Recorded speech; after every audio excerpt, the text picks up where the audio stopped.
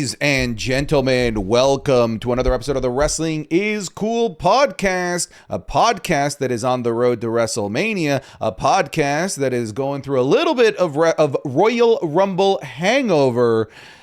Woo! How you feeling, Sancho, after a long weekend of early wrestling with Saudi SmackDown and Saudi Royal Rumble? I'm feeling good. I feel like the Monday night was like the perfect cap to it all. You know what I mean? It gets me excited. I'm excited. It's the word. Yeah.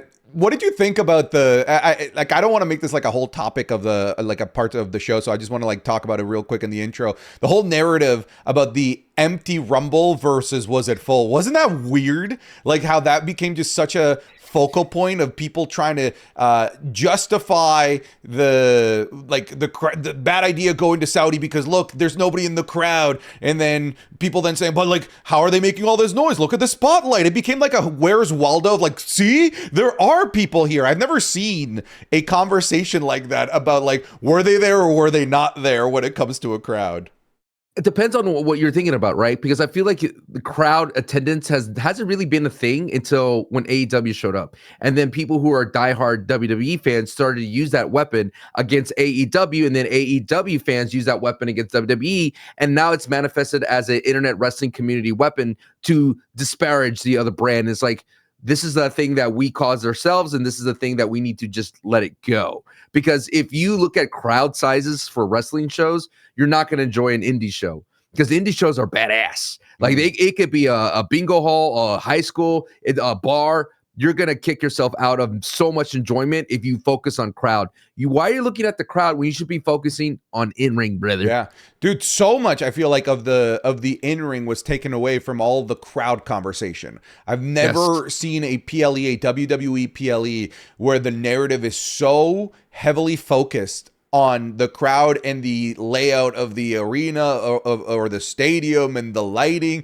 It just felt like we were all talking about the wrong thing when it's like literally the Royal Rumble, the biggest PLE of the year, as we've learned from Netflix numbers, bigger than WrestleMania. And here people are talking about like, wait, is that an LED light? Is that a head? I can't tell what this is. It's so bizarre, man. I hope that they don't.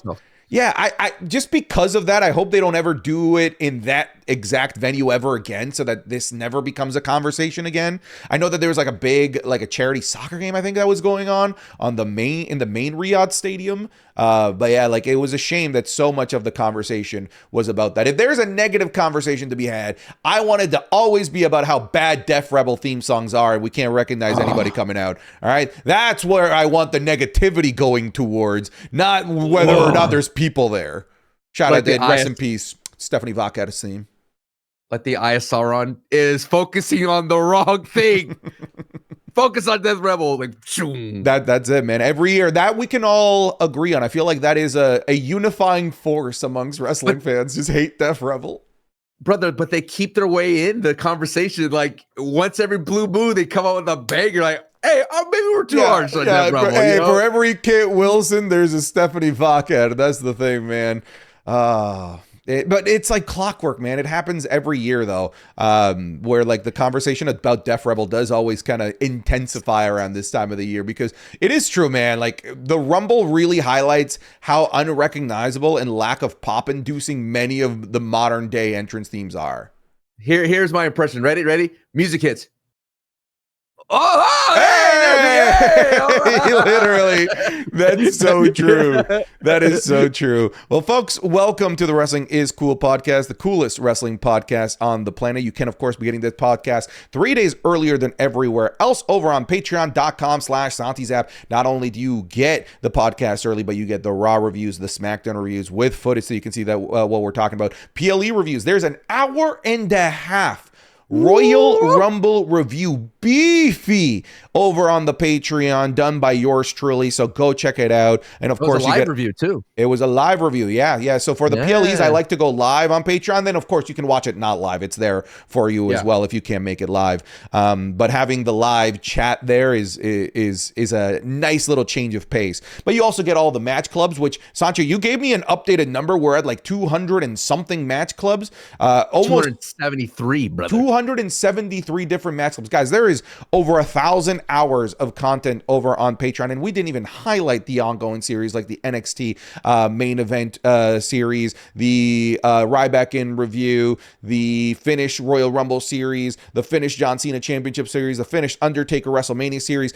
There is so much content on the Patreon that you're going to love, and we've gotten hundreds of new patrons here over the last week and a bit. So welcome.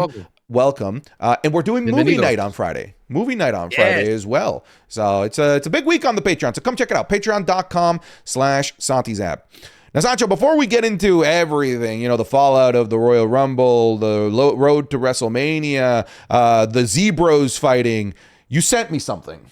I did. Now, one thing that happens every year, it's Christmas, the holiday spirit. Now, this package has arrived late. It is the ice storms and whatnot that happened. But this is a token of gratitude, Santi. I mean, 3 years ago, you and I came together in an unexpected way. I don't know how we came to be. People always ask, how did you meet Santi? How did this relationship form? And I was like, I don't know, dude. It's almost as if we just met on Hinge or something. You know what I mean? It was just happenstance, and all of a sudden the internet, we formed this weird, strange budding relationship. But I gotta say, we've created a special community here together in Wrestling is Cool, and I just wanted to give you a token of my gratitude and appreciation for my boy Santi Zap. And I could have gone to the WWE shop, I could have done all these things, I could have bought something for you, but my man, what you got was something custom from the heart. And if you're watching, you're going to appreciate it. And if you're listening on audio services, please come to youtube.com/SantiZap to see the gift that I bought Santi. All right. So, okay. So he is opening. All right. I'm not going to look at it. I will do the big reveal.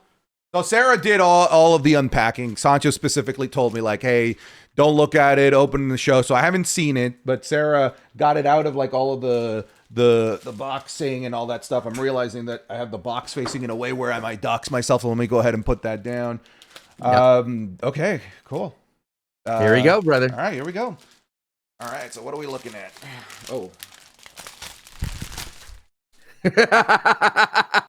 It's John Cena wearing a Dodgers jersey with the number 17 like Shohei Ohtani. You've never seen 17, brother. It's just for you, Santi. It's a custom artwork. Shout out to Jensen Artworks, the same guy who did my Macho Man. I had him made a custom, beautiful art piece, a masterpiece of John Cena wearing a Dodgers jersey to celebrate the 17-time world champion. The never seen 17, brother.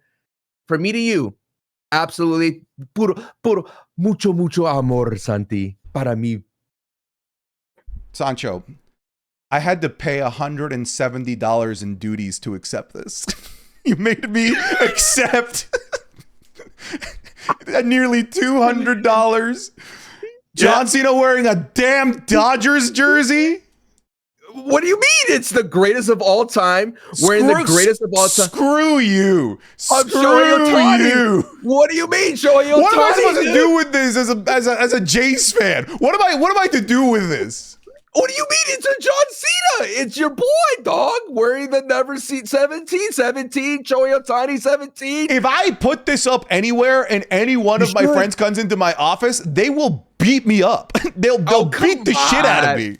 It's the best gift. I got you, man. Look, turn it a little bit because right now John Cena's face. Look, it's a beautiful. Shouts again to Jensen Artwork. Again, awesome. This is work. Diabolical. I paid for this as well. You don't want to know how much I paid for it because that's how much I love you, brother. It's all love. And shouts to Jensen Artworks. Check them out on IG. GENSEN. Jensen's with an S at the end. Artwork at IG. I just want to make sure I get that right, but. By the way, if you want to make a little vid on it, like a little short, they did send me a little video about the process, the way it worked. And I absolutely love my Macho Man. And I hope, Santi, that you absolutely love. Yeah, it's JENSEN Artwork at IG. If you want to get them to do any other pop culture, WWE wrestling artwork. Maybe I'll get him with a Jays jersey. Yeah, but I'll put it on. What do you mean? Look how beautiful, dude. That is shit. I guess from a distance, you might not be able to tell it's a Dodgers jersey. I might be able to get away with this on the videos.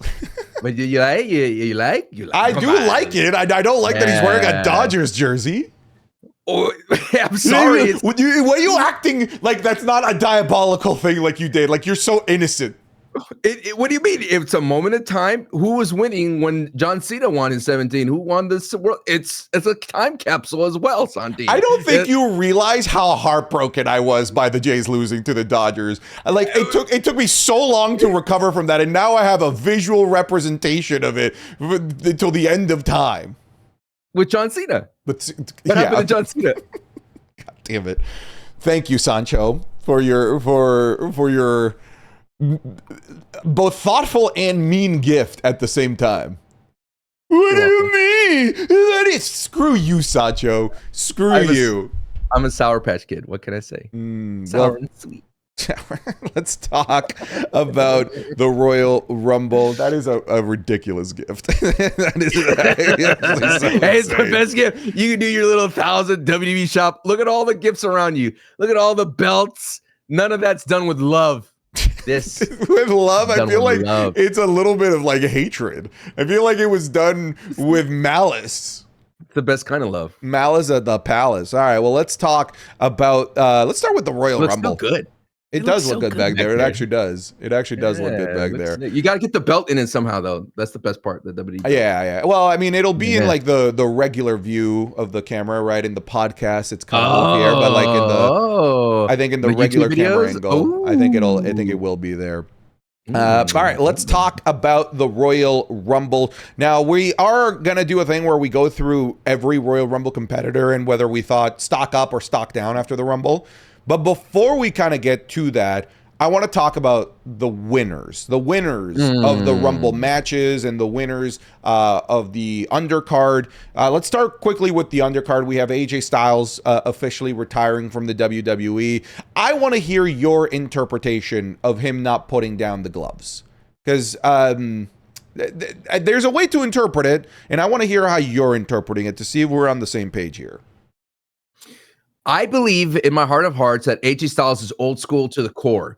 You have to imagine AJ Styles running that vision or that moment in his mind. Like, all right, when I'm done, I'm going to put down the gloves. I want to put down the boots.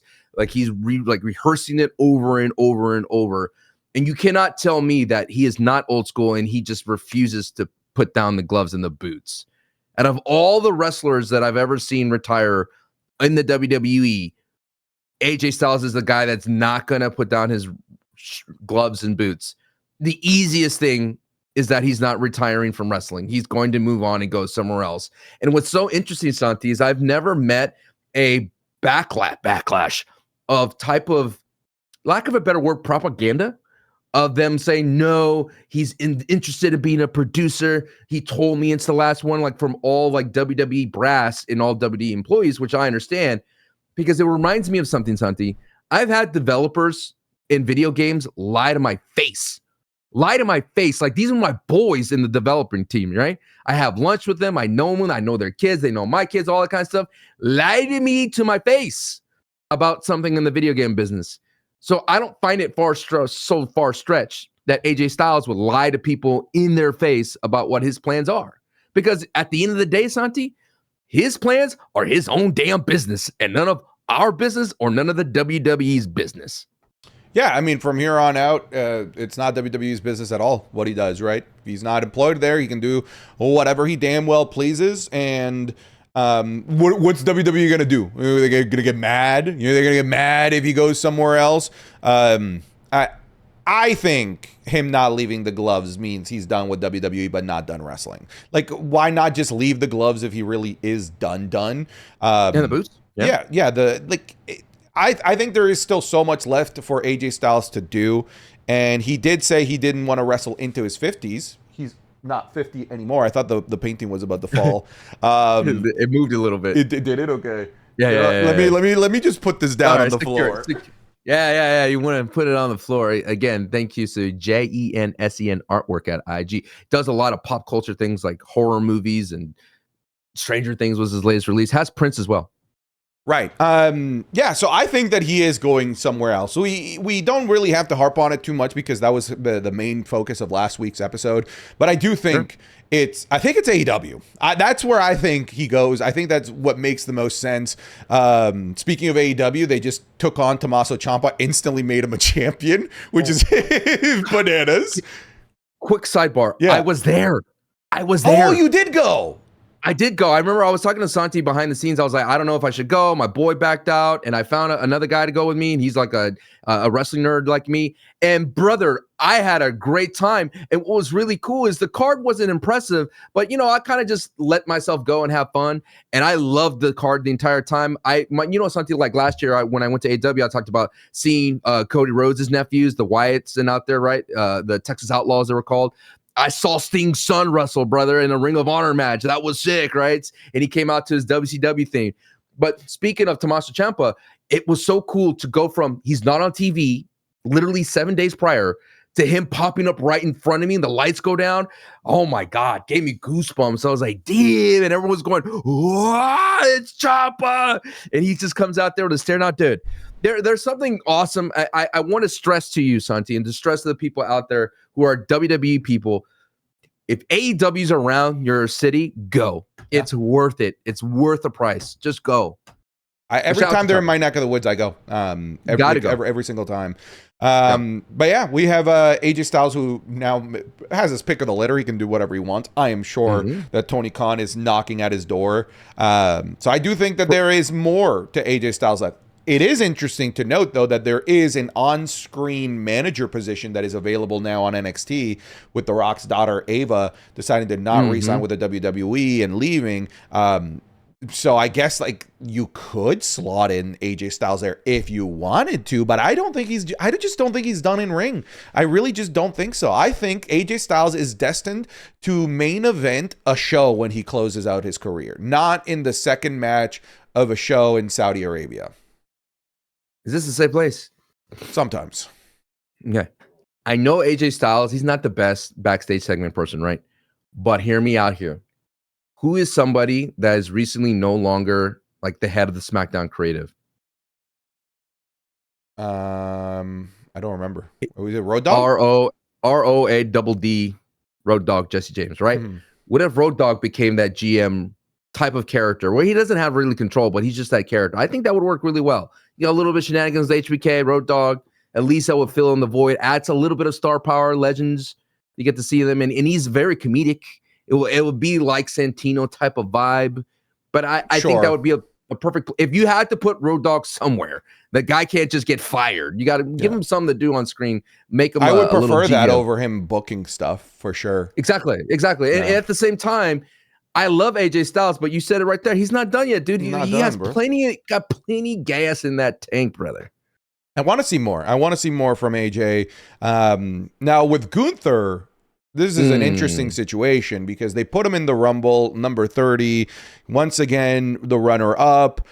So he is not pivoting over to a world title because it looks like both world title pictures are busy going into WrestleMania. Him going after a mid-card belt just doesn't make any sense. That's a step down. We'd be looking at him retiring somebody else. It looks like Oba and Brock are more so the ones heading towards WrestleMania. Who does that leave for Gunther? Are we looking at, is it going to be Rey Mysterio? Is that what you're thinking too? Because don't forget, he eliminated Randy, so Randy could be there as a conversation piece. But now with Dragon Lee and the live on-screen murder, the hanging of Dragon Lee, which, by the way, gnarly sell from Dragon. I think we're setting up a Rey Mysterio retirement angle. You look like Kermit the Frog being chucked out the window, dude. Dude, he went limp like Andy's here, that vibe in Toy Story. Jeez. Yeah, dude, I hope so, but it breaks my heart to know that if Rey retires under Gunther's watch, there's two things that come to mind. One, there's so much resources putting into this Gunther bubble. Like you're setting up this bubble to be popped by a babyface, and I don't know who that babyface is going to be. If you're going to sacrifice the Goldberg, sacrifice John, AJ Styles, and then potentially Ray, that bubble has to get popped by somebody that you're about to put the rocket on. And there's this, my cloudy vision only sees like maybe Sami Zayn. But at the second part of that is you can't have Ray be retired by Gunther because it should be his son. Should be Dom, yeah. It should be his son. It should be his son, or his son should be involved. But wouldn't it be sick if, when you have a monster, Santi, and when the monster doesn't get fed, that monster gets angry? What if Ray is on that sacrifice altar for Gunther, right? He's the lamb there, and the T-Rex is about to show up. And what if, safe place, what if Dom saves his dad? Dude, you're like the no kidding. You're like the 20th person to pitch that to me. Put me 21st. I'll be your 21st. He saves his dad, and then Gunther gets mad, and then Gunther goes after Dom, and then that way we're off the killer path. You can't be off the killer track. You want to know why? Because they've already hired some guy on Fiverr to make them a $5 lower third to call him the career killer. It's already on there. You can't, and that's one of the things I said on the Raw review. It's there. It's on screen. You can't pivot from it now. You made it his thing. You are now calling him that. He is calling himself that. It's on the screen. It's on the Titantron. You gotta kill careers. You cannot do anything else right now aside from kill careers. You've put him in a corner. We should change the sleeper name though, dude. Give me a sleeper names finishers. Because you know how Keanu James has the 401k, right? Well, great name. Great name for a finisher, yeah. Great name. So what do we got here? What do we got? I don't know, the sleepy, the retirement home.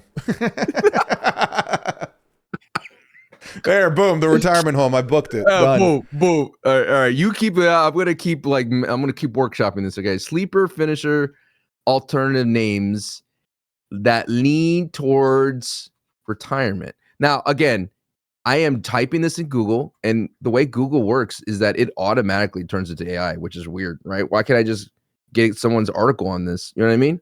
Mm-hmm. You know what I'm saying, Santi? Yeah, man. Right, Google is becoming an answer platform, not a search engine. It is, right? Yeah. All right, so what's it saying? Let's see. Well, Google is not liking me right now. But Santi, the Keanu James looked great at the Rumble. I will get more to her in that. All right, it's thinking here.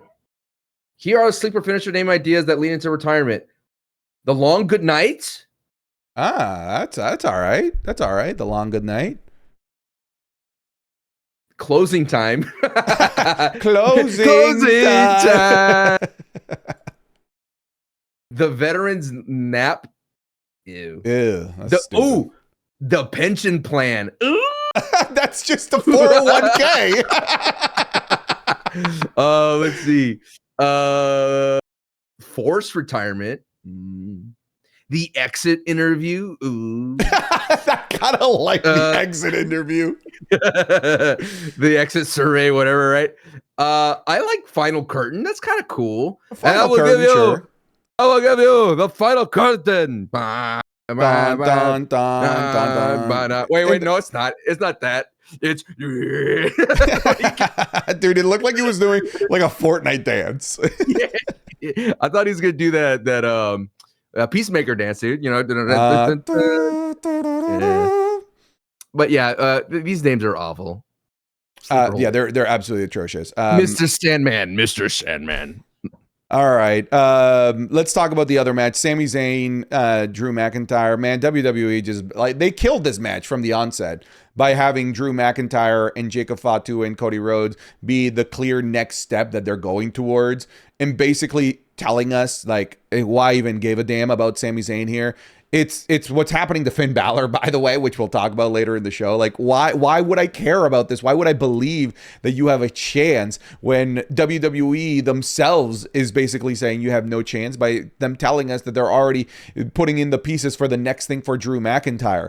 This match was entirely devoid of any drama or excitement at all whatsoever. I liked it. Don't get me wrong. I didn't mind it, but it's not the drama that you want out of a Sami Zayn match, right? You want you want that like that the uproar, the like, oh my God, he has a chance, he might do it, and then he gets kind of shot in the process or whatever. But I never felt that. I never really felt like we were gonna get that Sami Zayn moment at any point in that match. It probably also didn't help that match started at like past midnight for the Saudi crowd, and apparently they were having troubles getting water, even in food in the stadium. So I wouldn't be surprised if people were dehydrated, tired, hungry going into that match as well. So yeah, I feel like WWE did a lot in this match to make it not as exciting as it otherwise could have been, in my opinion. Yes, I know I predicted incorrectly. Correct, right? Sami Zayn did lose, but for me, it is a bummer that he does lose because Drew will probably gain like 5% more danger from this match. Him doing the double claymore, looking into my eyes, and then poof, he kicked him right. That was kind of cool. But to sacrifice the mega aura that Sami Zayn has in Saudi, undefeated in Saudi, for something that was a foregone conclusion, like you alluded to during our predictions video, why would you do that? Why would you do that for Sami Zayn when you could have gave him the Wepa King? It could have been the Wepa King. Would you agree with this statement here? I'll keep it simple. He should have just been in the Rumble, Sammy. I think give a good pop. Yeah. When I think about the men's Rumble, post Jey Uso, I'm not going to be the one that blames Jey Uso for the bad Rumble, even though it's a hilarious meme to just blame Jey. But post Jey Uso, the Rumble was missing something like a Sami Zayn being in there. Sure. You know what? Somebody that's like that outside chance, like, but he's got home field advantage, so he could do it. They might actually not go with Roman Reigns. I feel like he would have been better suited in the Royal Rumble match proper. Yeah, as much as I love Mr. Iguana and La Parka, it was a tough sell for the Saudi crowd, but at the same time, they really did no impact in the Rumbles themselves. So I would have taken La Parka's spot. What did La Parka come in? Excuse me. I mean, I think La Parka could have. I think La Parka and Mr. Iguana should have just been part of what I thought could have been a bigger, even though it was already impressive, just more padding the stats of Oba. You're gonna just add, just hey, here, come do your fun little thing. 3 minutes showcase AAA, but we're gonna feed our beast here. That's the job. And And I know that they did do that with Oba and with Lesnar, but that there were just some that were just done so poorly. Like Rey Fenix, we'll talk more about the individual like Rumble stuff, but like there was a lot of questionable stuff in this men's Rumble. Very, very questionable. Cardinal sin, Santi, as I like to call, as someone people call me Mr. Rumble here in the community because I watch all the Royal Rumbles. Nobody calls you that. You made that up. No, someone called Mr. Show Royal me Rumble. One person that has called you Mr. Rumble. I will. Senior Rumble. I will put it in the YouTube. If somebody has out there in the Patreon called you Mr. Rumble. Yeah. I'm immediately just calling BS on that. No, they said, shut up, Mr. Royal Rumble is speaky, dude. I have some authority in this world. He has watched all the Royal Rumbles recently, all available over on patreon.com/SantiZab. Of course. Are you frantically looking for who called you Mr. Rumble? I got it right here. And I ranked them. And I ranked them all, okay? You did. I did a lot of homework. I had my eyes glued, and I am going to review this Royal Rumble and rank it for the Royal Rumble in the review. That series is continually ongoing, Santi. But the whole point I wanted to say when it comes down to Royal Rumble is just that there's cardinal sins. And my overall heartbeat on that Rumble is just to go back to what we're saying. Yes, Sami Zayn should have been in that Rumble because you need that hometown pop. You need something to carry that crowd, to give that momentum, especially after going to midnight. So I agree with you that, but we'll go more in depth. But I have, again, a list of sins that you cannot. There's a comment right there. Everyone sit down, Mr. Rumble speaking. So yeah, that's the whole thing about it. Okay, is that you have to understand that Royal Rumbles producing matches are not easy. It's all about the flow, and Sammy would have been perfect to ump that flow. But that's what I said. Damian Priest should have been against Drew McIntyre because Drew McIntyre has that ghost in Damian Priest, because Damian Priest could always say, I beat you at Saturday's main event and I beat you in a cage match. Wouldn't you want him to get rid of that ghost while it's going into Mania to go into better, greener pastures after the Royal Rumble? I agree. Because it would have, the match always felt like filler anyway, because they were already, like I said, building to something else. So you might as Mhm. well do filler that I think does a better job at building Drew McIntyre and retconning and fixing some of the past booking mistakes with Drew Yes, McIntyre and having him like decisively beat, almost in the same way that he beat Sami Zayn. Beating Damian Priest, exactly. I think would have been better for Drew overall. I will say I liked how dominant he looked against Sami. I did like that, but I think it would have been better served if he was dominant against, like you said, against the Damian Priest. I think we could have used our resources better in this show. Damian Mhm, mhm. wasn't exciting in the Rumble. Meanwhile, Sammy could have been, and Sammy wasn't exciting in this match. Meanwhile, Damian could have at least served the purpose of helping build our champion. Damien was the wet blanket of the Obafemi fire. He could not Yeah, overcome I think that he Damien. came out too early. Yep. I think had he came out 10 and given Oba the full third of the Rumble to eat, I think okay, all right, now we can put like a stop to it and put somebody that allows more people to enter the Rumble. But coming in at 7, just a tad bit too early. Just a tad bit too early. And again, this goes with what I was saying, and I do go into heavy depth here in the Rumble review on Patreon about just some of the quirky, weird booking decisions of this Rumble. But we'll save the men's Rumble till the end. We'll talk about the women's Rumble next. Sure. Like I said, we'll talk winners first. And then Mhm. we'll go through everyone real quick, rapid fire, stock up or stock down. Liv Morgan winning the Royal Rumble, and give me your overall thoughts on the Rumble itself. Sure. I like the pick of Liv Morgan. And I did predict Bianca Belair, but Bianca Belair wasn't there, which is a bummer. Hopefully she shows up at Chamber. But overall, I think what made the Women Royal Rumble work so well is that there wasn't any part-timers participating in that Rumble. Everybody was active weekly participants. The only one was Brie Bella, and that had a legend pop, and the Saudi crowd ate that up. But I think it's more of a pop that like, oh, we got a surprise that we're not expecting. And I enjoy Brie Bella because that let me know like, hey, we're gonna have some influence in the tag team division, which they hinted on Monday Night Raw. Well, they told on Monday Night Raw what they're going to do. But overall, the Women's Royal Rumble, I was, I enjoyed it. I know that every Royal Rumble has a lull, but this one didn't really offend me in any kind of way that made it stand out. I do think that Alexa Bliss and Charlotte, they got rid of that drama too early. I Agreed. thought they could have cooked a little bit longer with that. And I enjoyed the use of NXT. I think Lola Vice could have had a longer burn for what she was. But I was mainly surprised about Kiana James, which we'll go into when we get into that. But overall, that Rumble was solid, and I was hoping for more of the tag team division drama to show up. And when they did, they didn't execute it right because they did it the same way. Like what I mean was they went to the well too much. My partner, I accidentally eliminated you. Now there's friction. And I wishing that they didn't do that for both Alexa, Charlotte, and Asuka and Kyrie. But regardless, I think what was interesting, as I said this with Denise too in our post show, is that they basically just flashpoint us back to when Liv Morgan was healthy.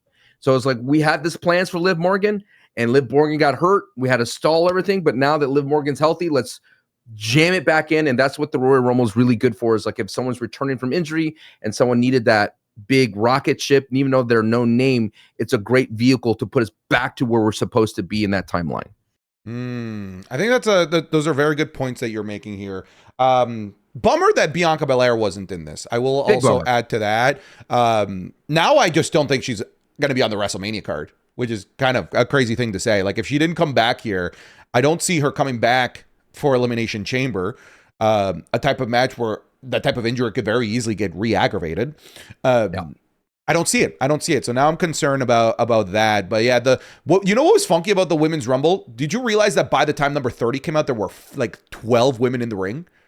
That's a lot. Yeah, it took a while for the big spot to come in, which was, it ended up being like Lash Legend, like in a flash moment, eliminating the 5 women. So that was cool. I love the finishing sequence of the Women's Rumble.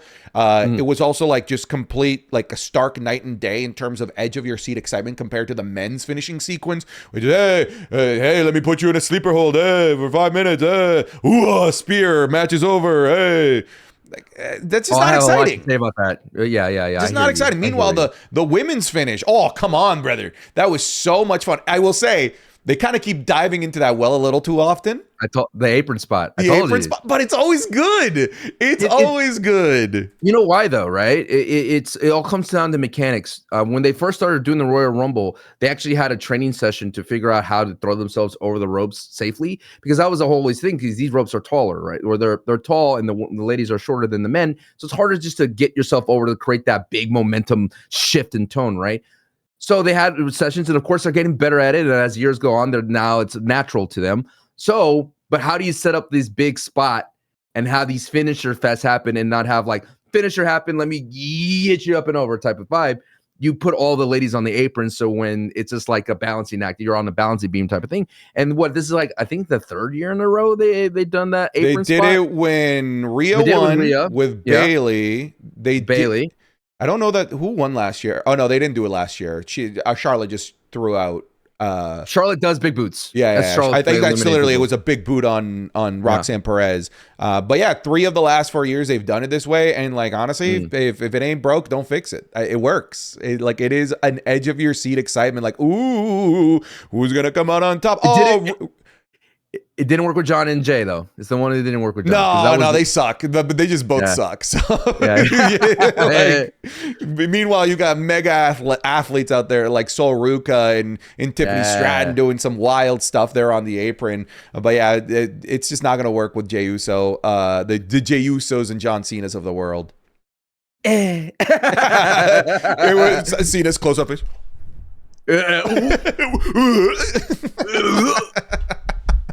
All right, let me pull up the Rumble entrance here.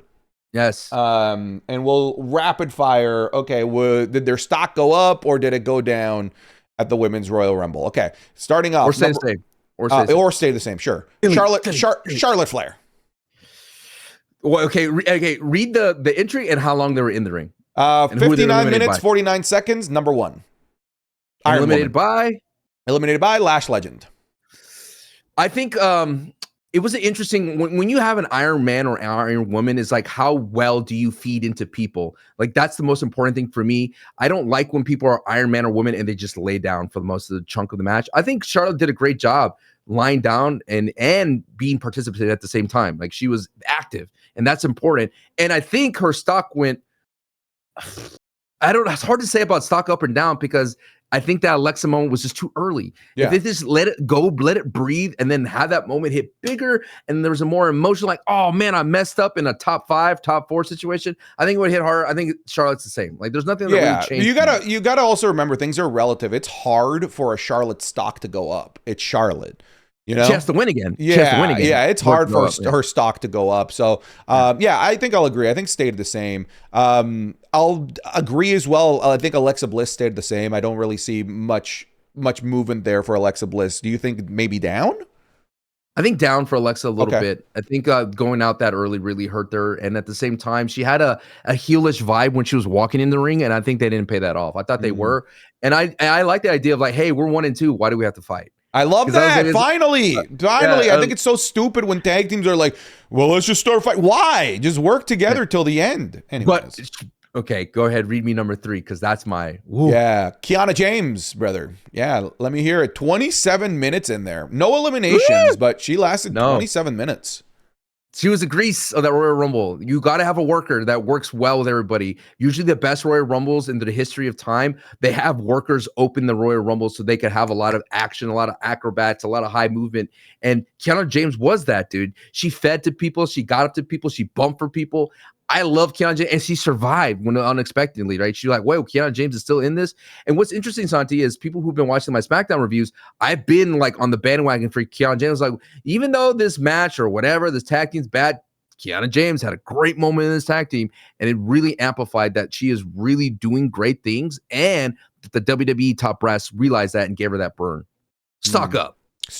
I agree. I think probably I'm kind of like looking at the other names. I think she might be the second most stock up when I look at the people here.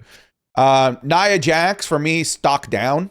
In terms of like how she's utilized, I think that WWE has found the better Nia Jax spot performer. One of the things the that big man. Yeah. One of the things that I pointed out was like, what a pleasant surprise to have her early, because she's always the late entrant, the bruiser, the one that clears the ring. And I'm glad that they changed that narrative and gave that to somebody else this year. So I got to say Nia Jax, stock down. Yourself?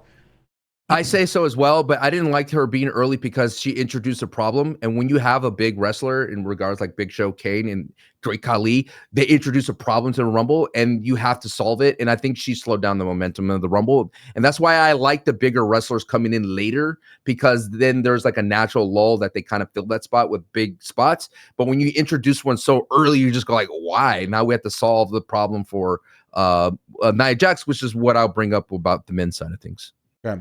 Ivy Nile. Same. Down. You think down? Down. Yeah. I thought it was already pretty low. I think just being in the Rumble is impressive. Well, no, but she has better spots in the Rumble. She's performed better in previous Rumbles, and this one didn't do anything. I thought if she would have had a moment with Maxine, I think that would have elevated her stock to let them know that she's still in the IC title picture. Lola Vice up just by default. Yes, by just being in, but 5 minutes. I mean, Lola Vice doing the moves that she did in Saudi. Stock up. Go out there, push the pendulum forward. You know, I stock up. Like it by default, stock up. Candice LeRae, Sancho, stock down. I agree. I mean, it was fun revisiting Nia and Candice, and like a nice little Easter egg. Like, hey, y'all remember these two? They teamed up, but yeah, I'm looking at. She was, aside from Kyrie, she was in the Rumble for the least amount of time. Okay. So that's not good. Jordan Grace, it started stock up. She came out there cooking, bro. What's the eliminations for Jordan? She got 3, but she got all 3 the second she got into the Rumble. And then she went on the last 15 minutes, but the last like 13 of those 15 minutes, she didn't really get to do a lot. She got eliminated by Lash Legend. I think it was like the start of the mass eliminations of Lash Legend there. But like Jordan Grace came out strong. It was like tale of two halves there for Jordan Grace. A lot at the beginning and then just nothing there towards the back half of her Rumble performance. I feel like Jordan Grace had better spots in the previous 2 Rumbles. So I would say stock down. Okay. I'll say stayed the same. She didn't do anything to make Jade scary. Make Jade scary. You know what I mean? Yeah, sure. I'll go stayed the same. Okay. Becky Lynch, I'll go stock down.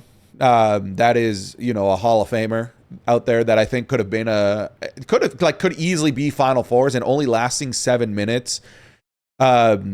I will say I weirdly appreciate Becky Lynch and her Rumble story being strictly women's IC title picture.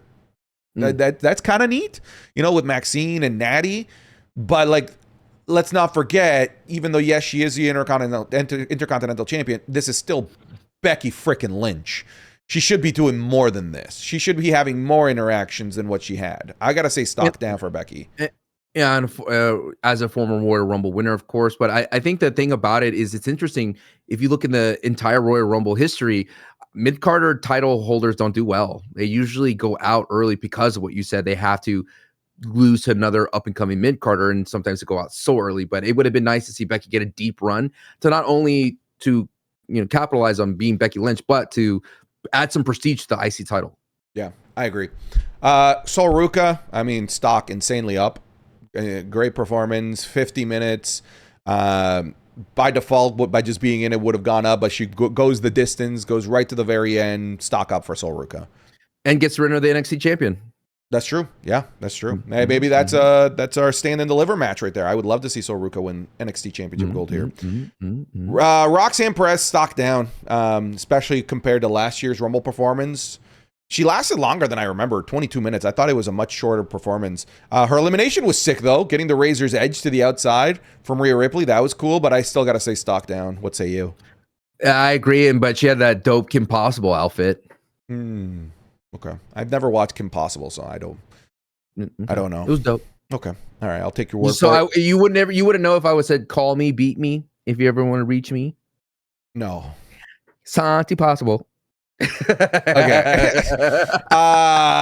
Maxine Dupree. I'll pass that one off to you. Maxine Dupree. Dude, what a weird ride said Maxine is, right? It's like a roller coaster ride. It's like 1 minute we're riding the high, and then we're riding the lowest of lows. And production aside, she was trying to do that Stone Cold moment. She was trying to replicate that. I don't know if you noticed that in course in '97 when Stone Cold and Bret Hart music hit and Stone Cold's like, oh my, yeah, no, like I'm gonna get eaten alive. And I think they were trying to replicate that, and it just did not work out because Maxine was a little early, and at the same time, it's Natty Neidhart versus Bret, and it's not Stone Cold and Bret Hart. They were trying to replicate it. I think the reason why Maxine went down is because she just got eliminated with. She had it's interesting because in Rumbles, when you see a one mid-carder or somebody just start wrapping up, and she did great. Like her in-ring, she was suplexing, she was working everybody, going all the different corners of the ring, and then she just got out. I think that it was just felt flat that she got out. Who did she get eliminated by? Becky? And that was weird. Yeah, Becky. Yeah. We had Natty Neidhart go out there as well. Lasted way longer than I thought. 23 minutes. Eliminated Becky Lynch. Set herself up for the Women's Intercontinental Championship. To me, this is the easiest stock up ever because Natalya was at the basement. It's just the easy and a sick new entrance theme that actually is a good fit for her character, her new look, her new demeanor. Everything went up for Natalya, for Natty. I think Natty would have went a little bit higher if this was on stateside or anywhere else in the world because the presentation was still a cat suit. But imagine she would have came out with her full Low-Key Legend outfit. I think that would have added a little bit more of a little bit of plus. Yeah. Liv Morgan up. She won. Up all the way up. She won. All the way. All the way up. This is who I think the stock went up the most. Lash Legend being given the monster spot, the 5 eliminations, getting the most eliminations in this Rumble, eliminating big names too, like eliminating the. Let me pull them up. So she eliminated Io Sky. She eliminated Charlotte Flair. Jordan Grace. So no slouches here. Nikki Bella, WWE Hall of Famer, of course. Brie Bella, the returning Hall of Famer. So she eliminated names, names in this Rumble. To me it's a big thumbs up, a big up for Lash Legend in general. This is her role here. She's going to be the late entrant in Rumbles moving forward.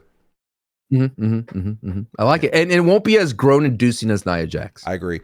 You know what I like though? I like that Have you ever watched those mixtapes, those high school mixtapes of basketball games where? That one, yeah. Where there'll be professor. Where there'll be a 5-star recruit going into a rival high school, and the rival high school is chanting overrated, da da da da da, everyone in the bleachers chanting overrated, and then he drops 50 on them and just absolutely destroys them. That's kind of what I liked about the Saudi crowd chanting overrated, because they got shown up because they were chanting overrated, and Lash Legend said, screw you, I'm awesome. And she had a sick sequence there in the Rumble, and it kind of gave me those vibes of oh yeah, go ahead, chant overrated all you want, because to me she proved them wrong, which made them chanting it to me be I bet she kind of is feeling good about getting to do what she did in the midst of a crowd chanting overrated. I can tell you're an old head, because nowadays as content creators just going to pick up courts, and they're the same thing. Yes. You old head. You remember those head-wet mixtapes? You know what I'm talking about, though. Those are sick. There's people listening to this that know what I'm talking about. There's something satisfying about a crowd telling you are overrated and then you just owning. There is something satisfying there. Yeah. LeBron James had all that all the time in high school. Zelina Vega. Why? Bro. Of all the people that needs to be Def Rebelled right now, it's her. Def Rebel, do something to her theme. Why is she coming out to this poppy theme that's for bopping your head when she's some demonic snake at the side of Aleister Black? Why is she not coming out to some Evanescence? To some, you know what I mean? Bring me to life. Wake me up inside. Come on, right? She should not be coming out to the SmackDown opening theme. And they say that Heroes. heroes. Stock, the Nickelback. same. I think it's the same. It wasn't. I think it's a little down because they didn't lean into her heel persona. I guess. Yeah, sure. Yeah. I mean, it's forgettable entirely. Raquel Rodriguez. But we love Zelina. We do love Zelina. Raquel Rodriguez. I mean, just the way she eliminated Rhea Ripley, stock up. Oh my God. That elimination of Rhea was one of my favorite women's elimination ever. Just so vicious. Stock up for you too? Oh yeah, dude. There's nothing like a big pop elimination. There's in all the Royal Rumbles, there's always that one highlight elimination. I think this is the elimination of the entire Rumble for both men and women. I agree. Incredible. Next we have Chelsea Green. Chelsea Green, I would say a little lower, man, because what really hurt Chelsea Green's performance in the stock is the addition to the unreal comments that Michael Hayes made that she's just there for enhancement talent and that she can never go into the main event. And I thought, what an interesting way if we could insert that by getting her into the Final Four and show that Chelsea can mean business. And you know what it is? I'm just holding on to the past, okay? I'm holding on to the past of Reclusa, okay? And I just have to accept that ain't there anymore, brother. They ain't never going to come back. Reclusa gone. Mm-hmm. I agree. Stock slightly down. Nothing too damning. You can still hold on to it. Don't sell it. Just know you ate a little bit of money there, right? I think Julia stayed the same. I don't really see much up or down there for Julia. She lasted a decent amount of time, got an elimination. Her entrance is always dope. I'll just say stayed the same. Yeah, she didn't embarrass herself as United States champion, which most of them do. Yeah. Io Sky. That's a weird one. Yeah, that is a weird one. That's a weird one, right? I think she was there to serve the story of getting Rhea to emote and be sad that her teammate got eliminated, but it felt like she wasn't there to win. Yeah. I'll say stock down. Now that when you put it that way, I'll say stock down. She was there to win. Okay, I'll give you. I think this is an interesting one to have a conversation about. Asuka. Out of all of the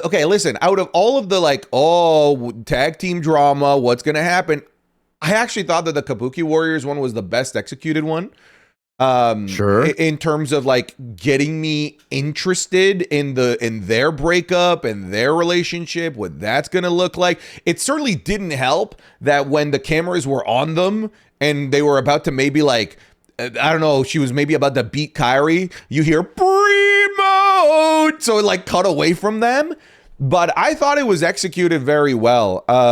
At the end of the day, it's still Asuka. She should be being used better than this, but I think what I wanted out of this Rumble, out of Asuka and Kyrie, I got. So I'll say stay the same. Because I wasn't expecting more. But I felt what I wanted out of the Rumble, they executed really well. So I'm going to say, actually, you know what? Stock up for what I'm wanting to see out of them. I think it's a production issue, of course. They have production issues all Rumble, and both men's and women's. But I feel that sometimes Asuka and Kyrie, they do take a little long to get their story told because they want to be that dramatic tag team. And sometimes it's just like, we just got to get to the next spot, especially in the Rumble. And I think like more importantly, I just like them as heels. Just keep it simple. They're heels and they work together and they hate on everybody. I don't like the notion, will they, won't they? It doesn't work with them because we already got that with Charlotte and Alexa, and we already got it with Waller in theory. And I feel like they're never going to break up. So why do we go down this path? And I was enjoying them when they didn't lean on so hard of the Kyrie thing. I thought it was just doing fine as they were just working as heels. Yeah. I mean, we might as well talk Kyrie. We're already here. What do you think about that? Stock up or down? I think stay down. Okay. Like both Kabuki Warriors stay down. Okay. All right. Next up, we had Rhea Ripley. I mean, 3 eliminations, 25 minutes in the Rumble, but it's Rhea Ripley. Like, again, it's hard for your stock to go up if you're a Rhea Ripley. Yeah, I'm kind of leaning towards I don't know, down. Dude, getting clowned by Raquel, dude, like that. She got owned. She got owned by Raquel. I'll say down. Not like detrimentally down, but I'll say down. Yeah. Bailey, that's an easy down. I barely remember her in the Rumble. Like, I just don't remember what she did in that Rumble. Both Lyra and Bailey. Yeah. At least Lyra got an elimination. Bailey, like, just did nothing in this Rumble. I don't remember a single thing that she did. She got eliminated. That's what you remember. Yeah. By Nikki by Bella. the Bella Twins. Yeah, by the Bella Twins. And they went, yeah. JC I Jane. don't look. Wait, time out. Look, I know people. They're grown when the Bella Twins came out. I mean, I felt like I was waiting for the Bella return, Brie Bella. I was waiting and waiting and waiting. But they serve up, dude. They're still over. I mean, you saw them on Monday night. They had people crying in the crowd for crying out loud. The Bella Army is still strong, dude. I said it in the Raw review. I'm like, I think you just want to blindly hate the Bellas if you don't think there's a spot for them in 2026 with how much WWE is pushing the tag team division. Like that's it is. This absolutely is a year that makes sense to have the Bella Twins back. And you might hate them, but this opens the door for maybe the return of the Iconics, and then we can actually have like actual teams with a tag team identity in the tag team division again, which would be great. There is a place in 2026 for the Bellas, absolutely. JC Jane, stock up just kind of like by default. She even got an elimination.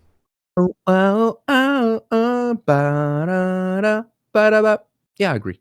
What was that song? I was doing the Bellas from Pitch Perfect. How about you just don't? Nikki Bella, stock up or down? I'll stock up. Yeah, I mean because Brie came back. Brie. There you go. Because Brie came back though. Lyra, I'd say like down. Yeah, I guess I'll go down. Kalani Jordan up by default. Dude, she took a nasty like bump and she hit her head on the ropes. That was kind of scary. I don't remember that. I gotta go back and see it. Got whiplash. We talked about Kairi Sane. Brie mode. Brie Bella. Yeah, I guess up. Yeah, I guess. Yes. Dude, that pop was insane. It actually was. That was almost the biggest pop of the night. Dude. What was bigger? I don't know. That's what I'm trying to tell you. I don't think there was a bigger pop than that. I think only Jericho would have got the bigger pop. And then at number 30, they're returning Tiffany Stratton. I mean, just because she's back, it's up, right? And then being in the final two, yeah, it's. Did you feel like it was a return that didn't have like drama behind it? You didn't feel like she was. Did you feel that the WWE missed her? Like, you feel like the commentators didn't talk about her? Like, yeah, like- I think the fans that can see the dead division that we were dealing with without Tiffany missed her, but I'll agree with you that commentary didn't really, throughout the months, really do much in terms of making you miss Tiffany Stratton. But I miss Tiffany Stratton because I knew what she brought to the table and what was missing without a Tiffany Stratton. Brother, I sat there and when she got to the turnbuckle and she said, "It's Tiffany time," I was like, dude, that's the Jelly Roll spot that I booked. That's it. The Jelly Roll produced, and then he was going to climb up to the top rope and then jump in the Rumble. Dude, I was like, that was it. Jelly Roll has a new stadium tour with Post Malone that conflicts with like every date until the end of the summer. So I think I've got time here, brother. I think I've got time. This is good. Good news. All right. Well, let's go on to the men's rumble, just like that we did. Did you order the oil? Why would I order it? I don't probably have to oil it for months. No, before you knew that, before the rumble went. Men's Royal Rumble. We don't know who's coming out. Did you order the oil? No, I didn't. I didn't think he was going to be in there. I didn't think that and it was the following day was the Grammys. They have planes? Oh, yes. But come on, no, it wasn't going to happen. All of our talent went from Saudi to Philadelphia, and they wrestled. I guess, yeah. Well, shout out to Jelly, by the way. Won a couple Grammys. Good for him. On a couple of Grammys, but did not get did not do the most important thing he should have done. I know the Grammys are important. You know you're listening, Jelly. We appreciate your Grammys, but hey, brother, you have one job this weekend. You blew it. You had one job you committed to. You made a promise to us, bro. You made a promise that you're going to get this man oiled up. You blew it. All right, let's talk about the men's rumble. This had so many problems. This is where I'd like to hear your cardinal sins that you were talking about, because I don't know what they are, but I have a feeling that this rumble probably broke a bunch of them. Before we get to that and breaking down everyone individually, stock up or down, let's talk about the rumble winner in Roman Reigns, which I did predict. Very predictable winner in my opinion. Very uninspired winner, but I do think, especially based on what we saw on Monday Night Raw, the correct winner. I always thought he was the correct winner because of the two champions that we had. Both Drew McIntyre and CM Punk gave us fascinating paths for the tribal chief in terms of storytelling. And I think they proved it on this episode of Monday Night Raw, which we'll talk about more here. The Rumble match itself, problematic to the core. The first half of the Rumble, I'd say, was decent. And again, I don't want to blame Jey Uso, but the Rumble got bad when Jey Uso arrived. And what's funny is that Jey Uso, that entrance was 25. But like thinking about how long it felt like it went after, and how much it dragged on after, I thought it was earlier. I thought he was like 15. I thought he was more in the middle. Because, I thought the Rumble was solid up until that point. But, yeah, a lot of problems, a lot of choreography problems, a lot of producer problems. Sancho, give me your initial thoughts here on the Rumble and the winner. When it comes down to the Royal Rumble, I feel when you book something like that, there's two things that I want to really point out. Historically, Roman Reigns is not a good Royal Rumble entrant. People do not like Roman in the Rumble. If you look at 2015, we already talked about when he won so many times previously. But it's not just his wins, Santi. It's about how many times he's come into second place. And every time he appears as the runner-up, he lost against Nakamura, lost against Randy Orton, lost against Drew McIntyre, lost against Batista, lost against Edge. And every single time of those losses, Santi, it's, oh my God, anybody but him. Please don't let Roman win. It was that kind of anger, that fervor, because he was so attached to that Vince McMahon booking. We did not want to see Roman do well. I was there in San Antonio in 2017, and it became Randy Orton versus Roman. And the whole crowd was like, oh God, please not Roman. And then when he countered the spear into RKO and then yeeted him out, everyone was so excited. So when you come knowing all this information, if you're the WWE, you know this, that things could go sour for your tribal chief, your number one goose egg now, or, the part-time goose egg that will show up and scatter rainbows and make everything happy and make money for you. You have to book the Royal Rumble to where you solve problems before Roman shows up. So in my mind, everything was laid out the way it goes. And the reason why it was all wonky and weird and didn't match the weekly booking we were getting is because a part-time Roman was showing up and they had to solve the problems beforehand, booking-wise, so that Roman didn't have to solve it himself. And I think that is where I have the strange issues of Roman Reigns being a champion, right? Now, so many other people, Santi, will have, I have issues with Roman being it because he's a name. He could literally walk in and ask for a match, right? But then look at 2007, The Undertaker winning, right? The biggest dude who in every Mania had a big match. He literally could have walked up to any of those champions and even the ECW champion. And he just walked in and, hey, I want a match, right? You could have easily said that Taker did it, but that's not what it's all about. It's about the spectacle. And I think that's what's missing with Roman. There wasn't really a spectacle here of him winning. That 1v1 versus Shawn and Taker, that was a fun, thrilling ride. Seeing Gunther put a sleeper hold on Roman, for Roman just to shake it off, erased literally everything Gunther was building up. The sleeper hold on John, the sleeper hold on AJ. Oh, you know what? Doesn't mean shit for Roman Reigns. I'm going to bust out of that. And it shows that Gunther can only take on the old wrestlers, man. It kind of hurt Gunther in that way. But the one thing I really want to point out as well is that I just felt that entirely as a Royal Rumble as a whole, it lacked drama. It lacked that moment like, man, oh man, who's going to win? It's going to be close. And I think one of the biggest cardinal sins, and we'll get into that, is that having Gunther at 30. And I thought, why have Gunther at 30? This dude, we just literally saw him beat AJ Styles at the end of his career. They brought Gunther at 30, so the entire wrestling community would say, boo that man, I want Roman to win. That's the only reason why you had Gunther there, so everyone could be on the same page that we want Roman Reigns to win, because in the past, nobody wanted Roman to win.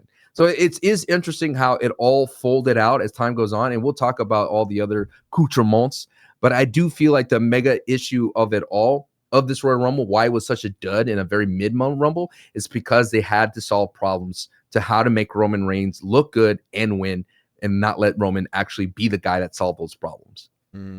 That's very well put. Because it did feel like a lot of the people that could have been problems, like Oba, like Brock, were all very conveniently removed. And with one of them ridiculously unceremoniously in Brock Lesnar, all before Roman's music hit. So yeah, I think you're right. I think it was just like, hey, let's clear out anything and everyone that could be a problem to Roman, and some of those other remaining names that could have been a problem in the likes of Cody Rhodes. Cody Rhodes is going to be a problem solved by somebody else not named Roman Reigns, by Drew McIntyre. So it's funny because I look at this Rumble and I looked at like, okay, who was the best booked person in this Rumble? And it's Oba Femi over the winner.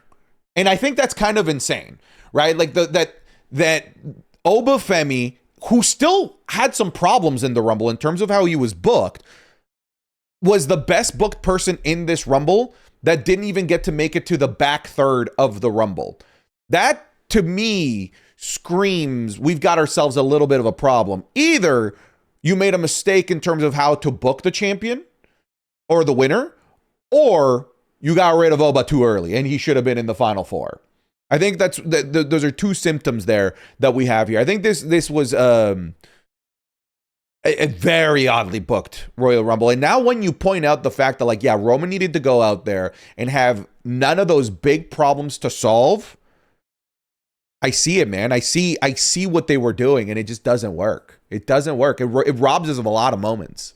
Because that's what the Royal Rumble should be about, right? It should be like, okay, how are they going to solve this problem and let the wrestlers solve it? We should have had a Oba Roman moment. We should have had a Roman Brock moment. We should have had more of Cody and Roman. There's those opportunities that you want there, dude. You want those drama. You want that intensity to build up, because once you get like I mentioned in 2007 with Shawn and Taker, it's like, who the hell is going to win this one, right? Yes. They've done everything to each other. They've done tombstones, sweet chin music. How is it going to go down? And then the same thing with 2020 with Brock Lesnar running the gauntlet, getting the 13 straight eliminations. You go, who the hell is going to get rid of Brock Lesnar, right? And they had Ricochet show up low blow, and good old Drew McIntyre gets the one. But that is what is so important about this, because if you look historically throughout all the Royal Rumbles, you have those 1v1s that matter.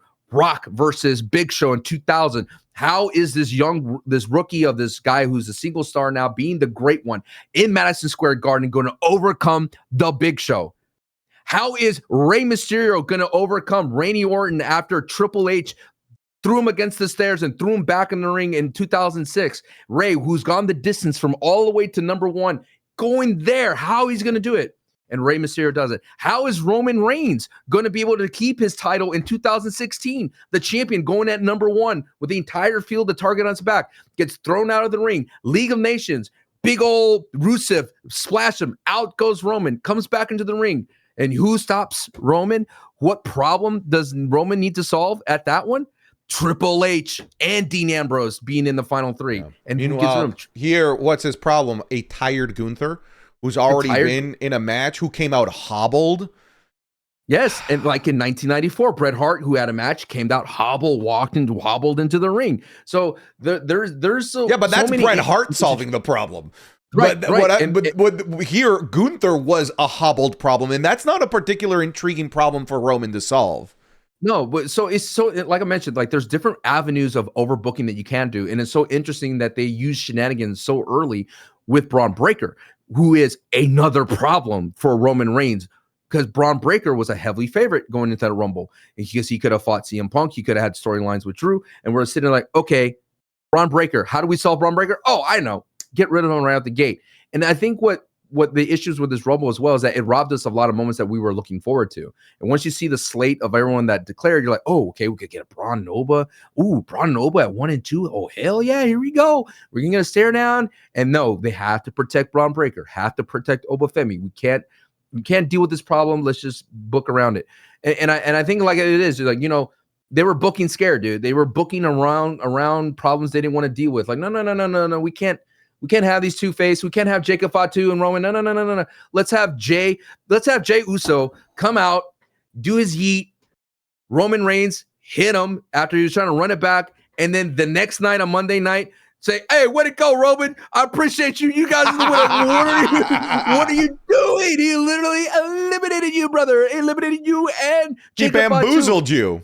He bamboozled you. So it's just a interesting thing. But I think like if I had to put a bow on it, it's because they were doing things that they didn't want to solve those problems and not being bold with their decisions. Like remember in 2017 when you had Goldberg and Brock meet in the middle of the ring, you're like, how the hell who's gonna win? And then Goldberg just boom, bye Brock. You know what I mean? Like that shit was crazy. And I think that's what this Rumble in 2026 was when you look at 2025. Whereas the pendulum swung so hard for Jey Uso, and maybe they were like, let's play a little bit safer. But I felt like in 2025, you had so many fun problems that they let them get face-to-face. They had John Cena, they had Seth Rollins, they had CM Punk, they had Roman all in the ring. And we didn't get those moments with the stock that we had here in 2026. I agree. All right, let's go through everyone on a name-by-name basis. We started off with Oba. I'll go first on this one. I already said it. There was room to make Oba even better, but my goodness, what a start. I'm looking at like the list of elimination. It's Obafemi. Like he just started off so hot. And yeah, they kind of like nerfed it a little bit too quickly. I felt like 3 more people for Oba would have been perfect. Allow Oba to be the entire whole kit and caboodle of the first third of the Rumble. I think would have been just the right amount here. I still think that even with the problems of how this Rumble was booked in his elimination, he was still the best booked person in this Rumble. Nobody had the shine and spotlight that Obafemi got. Obafemi got his number 1 entrance. The crowd knew the chants. He got the pyro. And he got to have the most spotlight on him, even more than Roman Reigns that won the Rumble. More than anything, I'm optimistic of how they're booking Oba. I love what they did with the War Raiders. It is a formula that WWE loves to do. It worked with Braun Breaker going out there and beating up people when he first started his career on the main roster.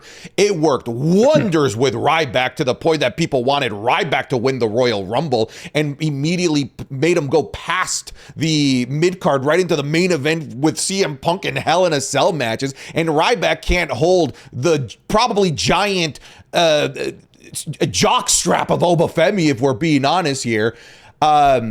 And instead of having him go out there and destroy local enhancement talent, they had them go out there and annihilate dudes his size, which is it's so funny, dude, because we compared him to like, I think there's a potential to do like some Brock Lesnar type stuff. They give him a mini type version of Brock Lesnar at the Rumble, and then they do the same thing that Brock Lesnar did on his Raw debut, which is beat up convincingly the tag team division. And I like to compare it to like what's happened recently with somebody that's tried to do the same.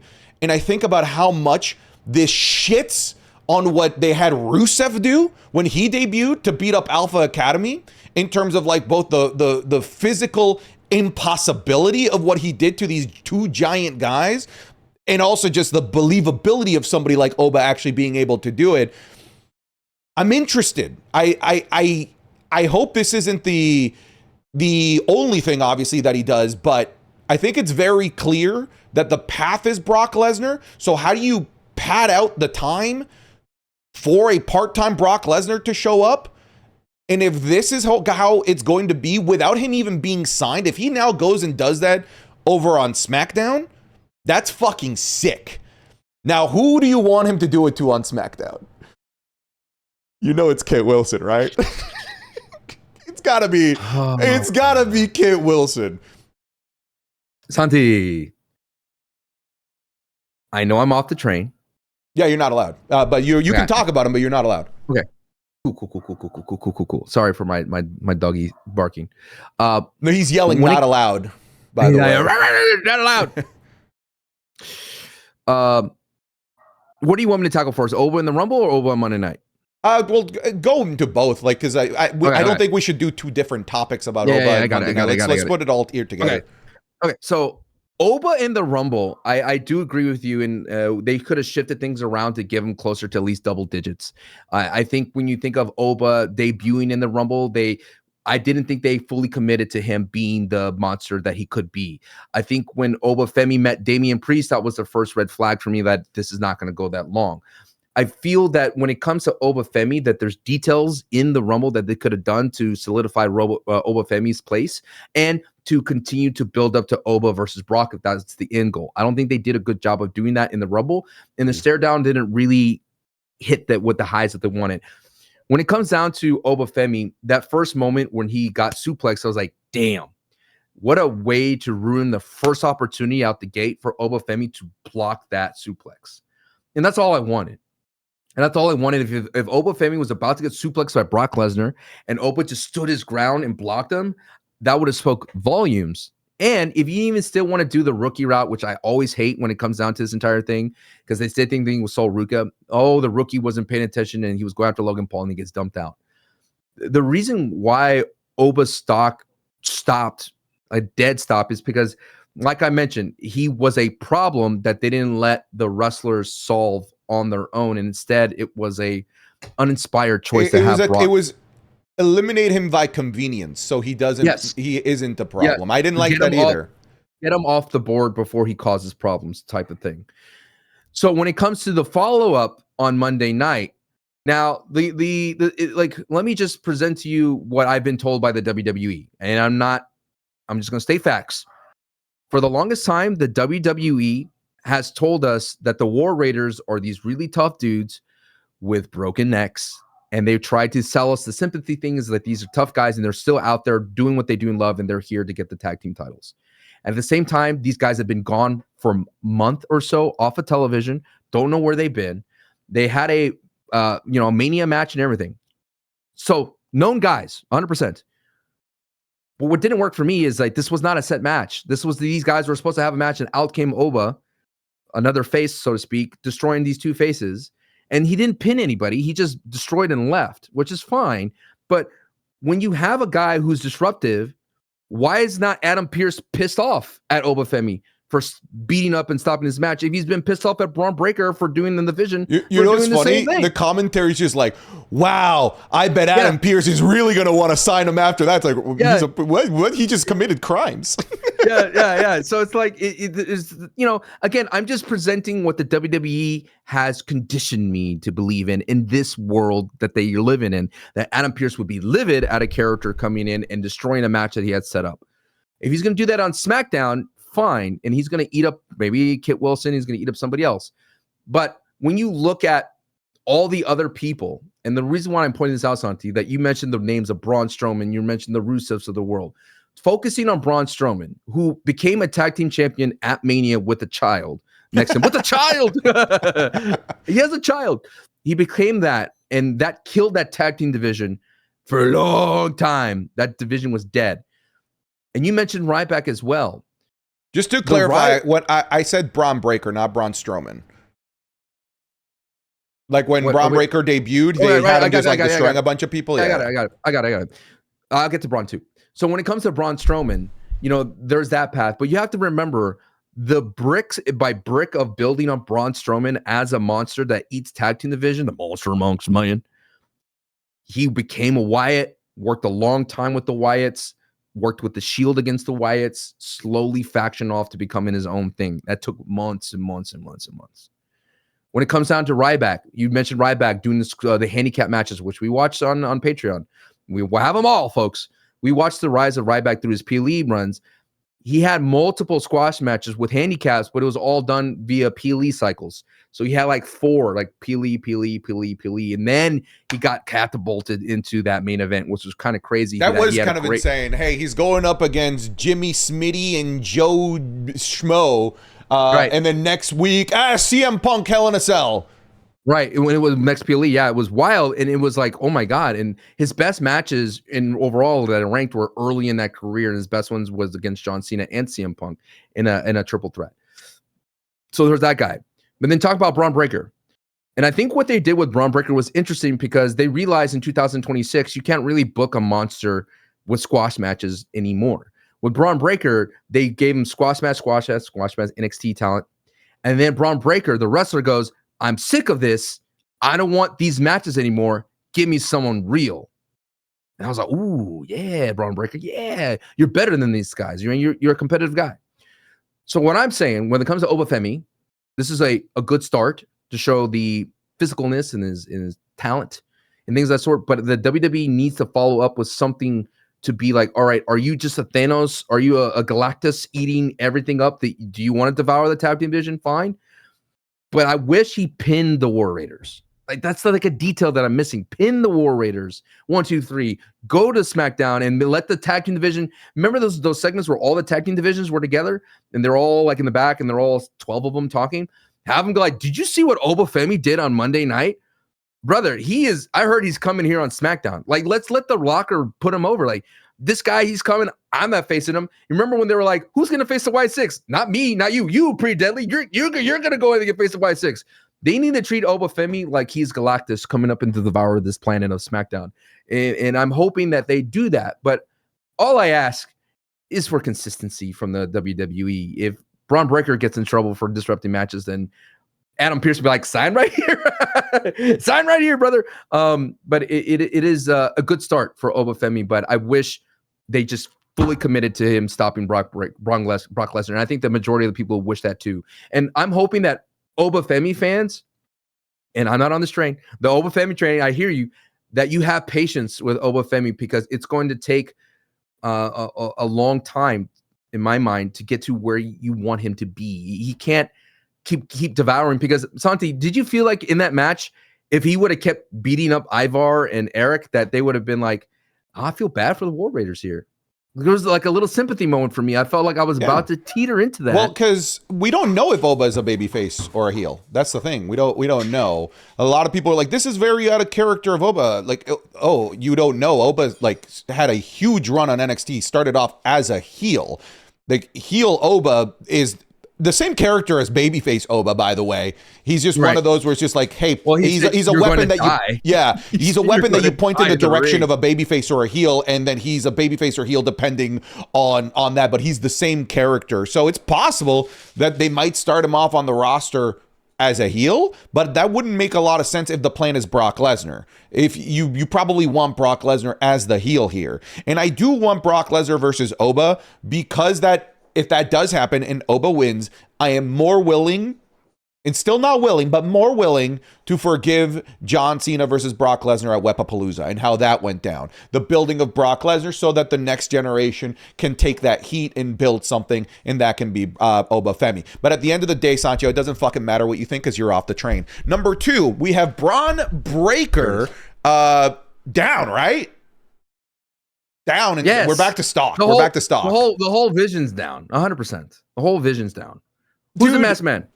Did you like that they added like googly eyes and eyebrows to the masked man? They're like, the eye slots are like this small. They're so weird. It looks like a burnt peanut, like VTuber peanut thing. Right? It does. The whole vision, I'd say, is down right now. I said in the Raw review, I'm like, okay, like I'm interested in this story of like the downfall of the vision, but I also mentioned I don't think they did a great job of telling the rise to tell the downfall. You know what I mean? Like, the downfall of any injury changed all that. Yeah. Yeah. Like the downfall of any faction is always going to be an easy, great narrative to tell, but like you didn't do a great job of building the faction to get me to get really invested in the downfall of said faction. And also, another masked man, they're going to drag this out till Elimination Chamber. You know they're going to. You know what it is? It's because they didn't give Braun Breaker the belt. He gave up the belt. What if he didn't give it up? What if he said, no, this is the Vision's belt? Like Kevin Owens, like how he did and refused to give up the Winged Eagle belt. It does seem now, though, that like based on where other World Championship puzzle pieces are starting to land, that we're not getting Braun Breaker in the World Championship picture. It has to be Seth, right? If there's nobody else that makes sense at this point. I do think that the big reveal will probably be at Elimination Chamber, Seth and a bunch of masked men in a new faction or whatever, and we're probably going to be getting either faction warfare, faction versus faction, or just straight up Seth versus Braun Breaker. But down for Braun Breaker. Solo Sikoa went out there, got eaten by Obafemi. Down, especially because he's doing such great work. At least, look, hit Oba with the spike, and then Oba goes, then throws him But out. that hurts. Oh, that hurts Solo, and Solo is on a run. I think you could have done that spot to Brock, because that would have been, I feel like the reward would have been better than the downside.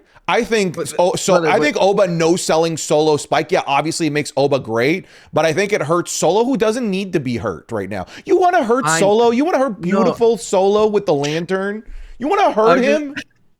I'm just saying that Solo's already been at the bottom. He could go back up to the top.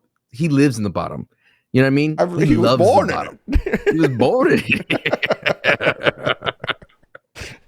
Rey Mysterio eaten by Obafemi as well. I don't know that it's down. It's just Rey, dude. It's like Rey's fine, whatever he does.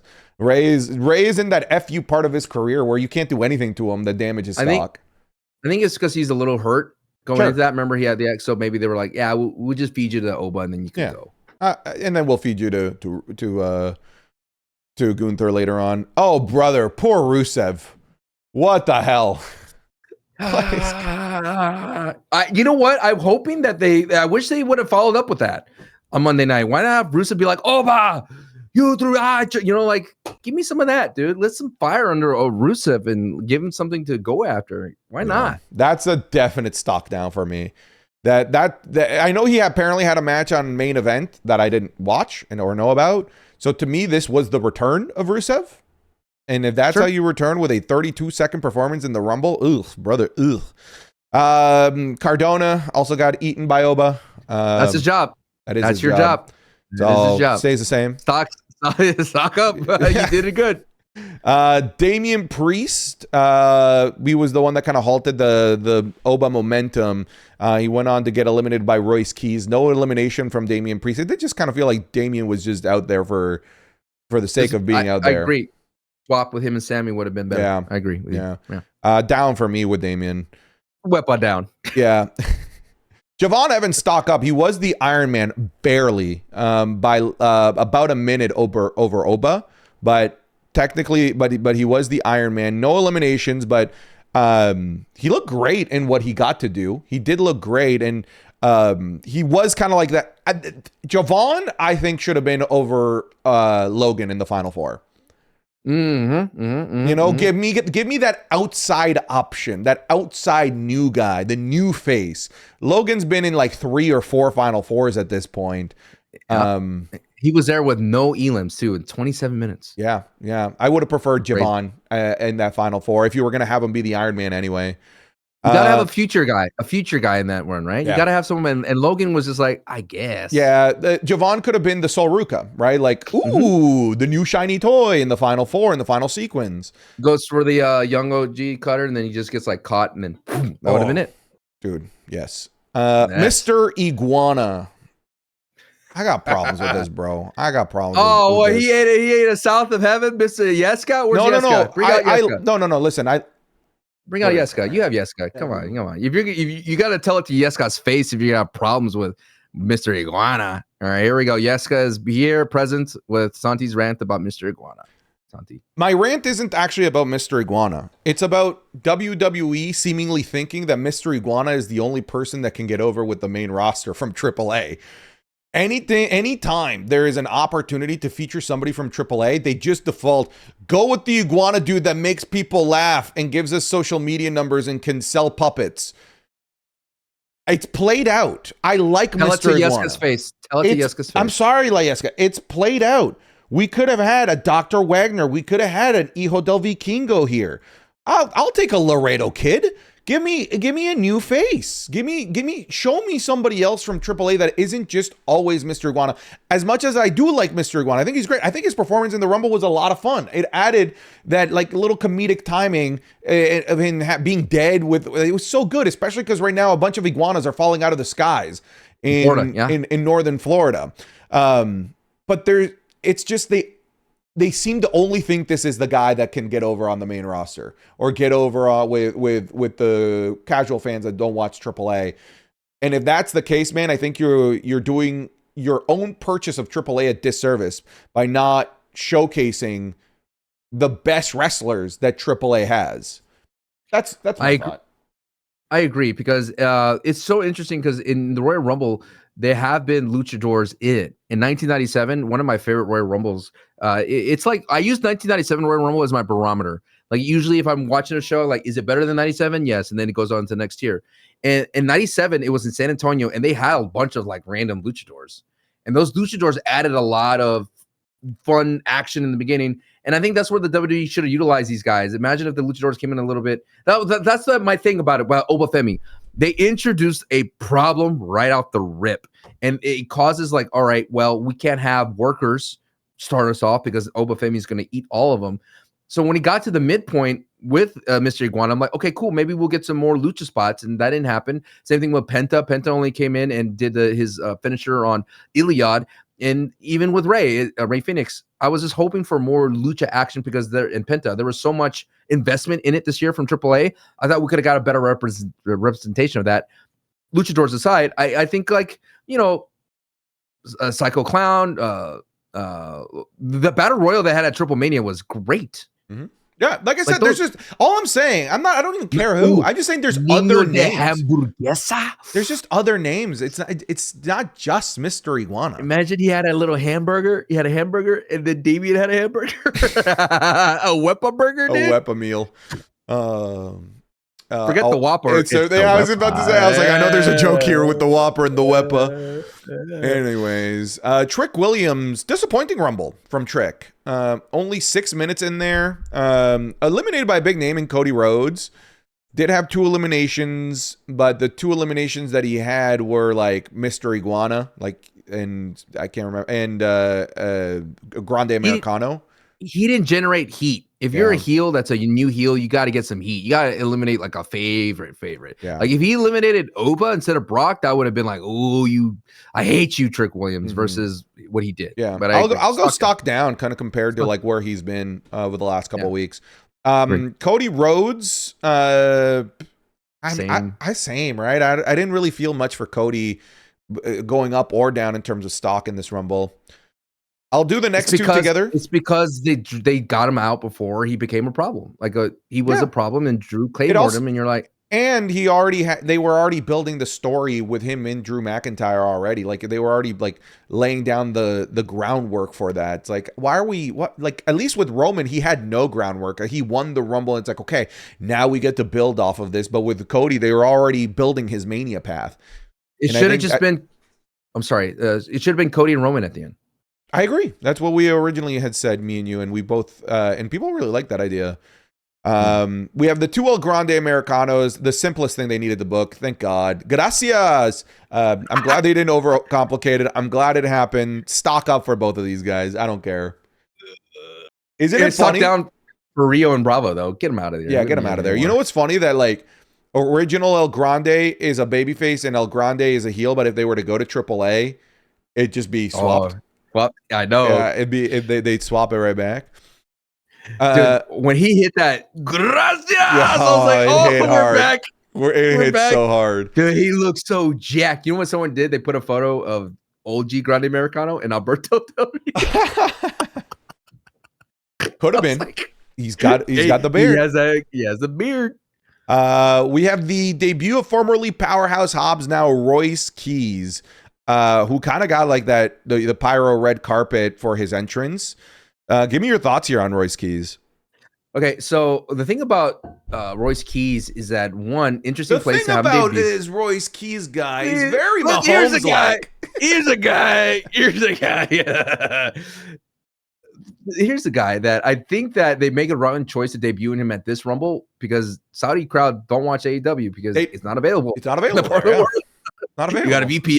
Got a VPN in there, brother. And unless you're like a foreigner coming in from like Europe, you wouldn't know who Royce Keys is.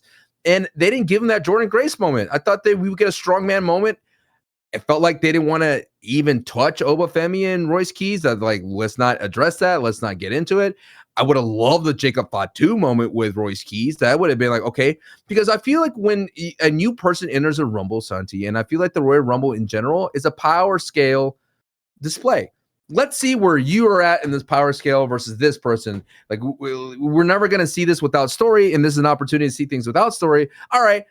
Royce Keys, a new toy. where is he power scaling at, right? In the WWE, is he like an Obafemi, or is he stronger than Oba? Is he less than, Jacob Fatu strength wise? Like, I need to know where you're at, brother.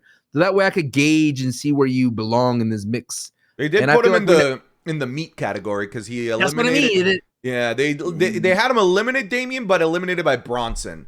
So it's like, oh, he's a meat in between two meats. Like, give me a power slam on Bronson Reed. I would have been like, oh, okay, he's that strong, that type of thing. And I know he is good in AEW, like based on his history. And I know the dude is willing to do crazy spots because that's like the thing in AEW. But I didn't get a gauge on who he is as a talent in this Rumble. I actually agree with that sentiment. He looked small too, didn't he?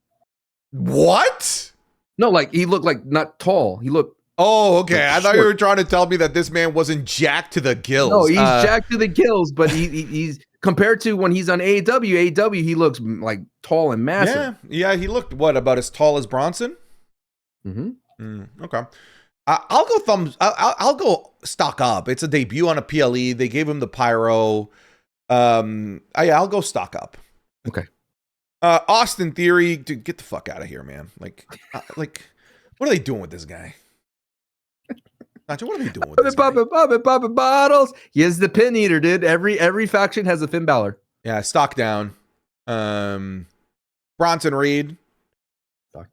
Dude, this guy beat Roman Reigns, and he's out here now getting beaten by Penta, getting drive-by'd by LA Knight. Ooh. Keep going. Keep going down that list. Okay, we'll keep going down the list. We'll go quickly. Ilya Dragunov. Dude, stock down.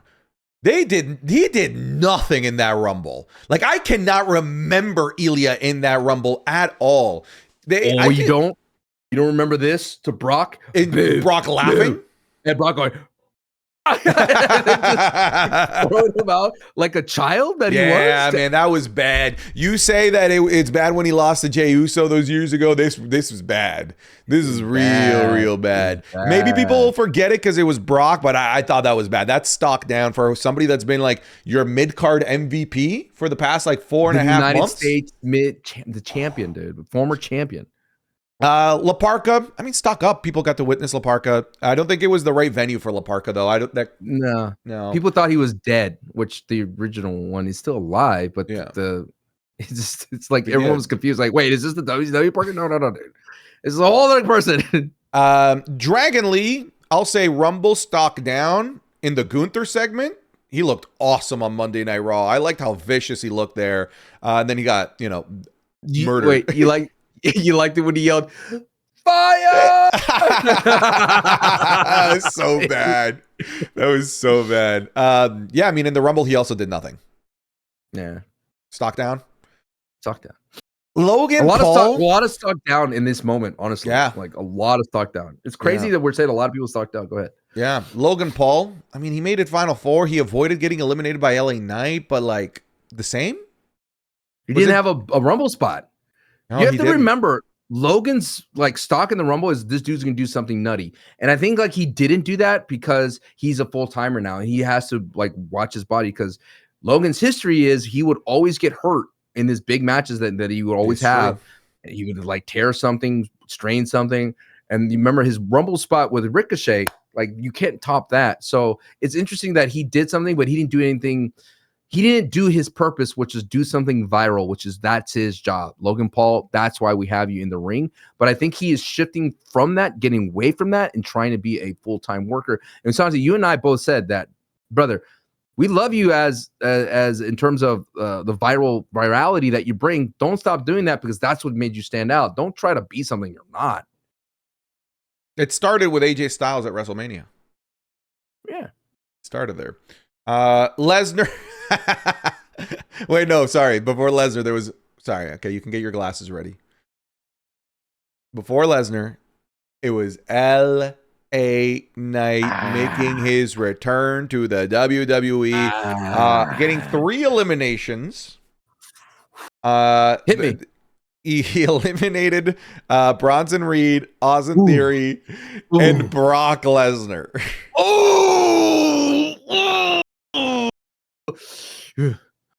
You see this? One letter 2 words. Up, baby. That's right. Yes, sir. Stocks all Wait, the why is way it up. one letter? I said 2. It doesn't matter. You What? said one Shoes letter, of 2 words. Up. What? Did you? a, shoes of a champion, baby. Yeah. All right. Look at this, dude. We're all the way up. You understand? 1 syllable, 2 words. Up. Look at us, man. Hey. I know people are like, oh, he came in late. He only lasted less than 10 minutes. He did what he needed to do. His job was to ruin the Vision's plans, and he was the big second wrench that went in there. Who's to say that he's not the masked man who came out in the beginning and curb stomp Braun Breaker? Who? You don't know that the guile, the smartness of LA Knight, the fortitude of LA Knight to get the job done. Santi, the stocks are all the way up. You know what? Glaze is all the way up too, baby. Especially after Monday night, the thorn on the side of the Vision continuing to cause problems. Yeah. The unchosen with the unreal font on this chest, t-shirts. My man, he is all right. Lights ahead for him winning money in the because good things comes to those that way, right? You just really gotta all keep part of the winning, show, right? pal. All part of the show. It's a new era. I was actually not impressed by LA Knight. I don't care. I think LA Knight should have been Final Four with his return. Shove your stock up your ass, brother. You never were part of the LA Knight train. I don't care. I've never been kicked off of any LA Knight train. No, I'm just not an employee at the Glaze Factory, but I've never been kicked off of any train.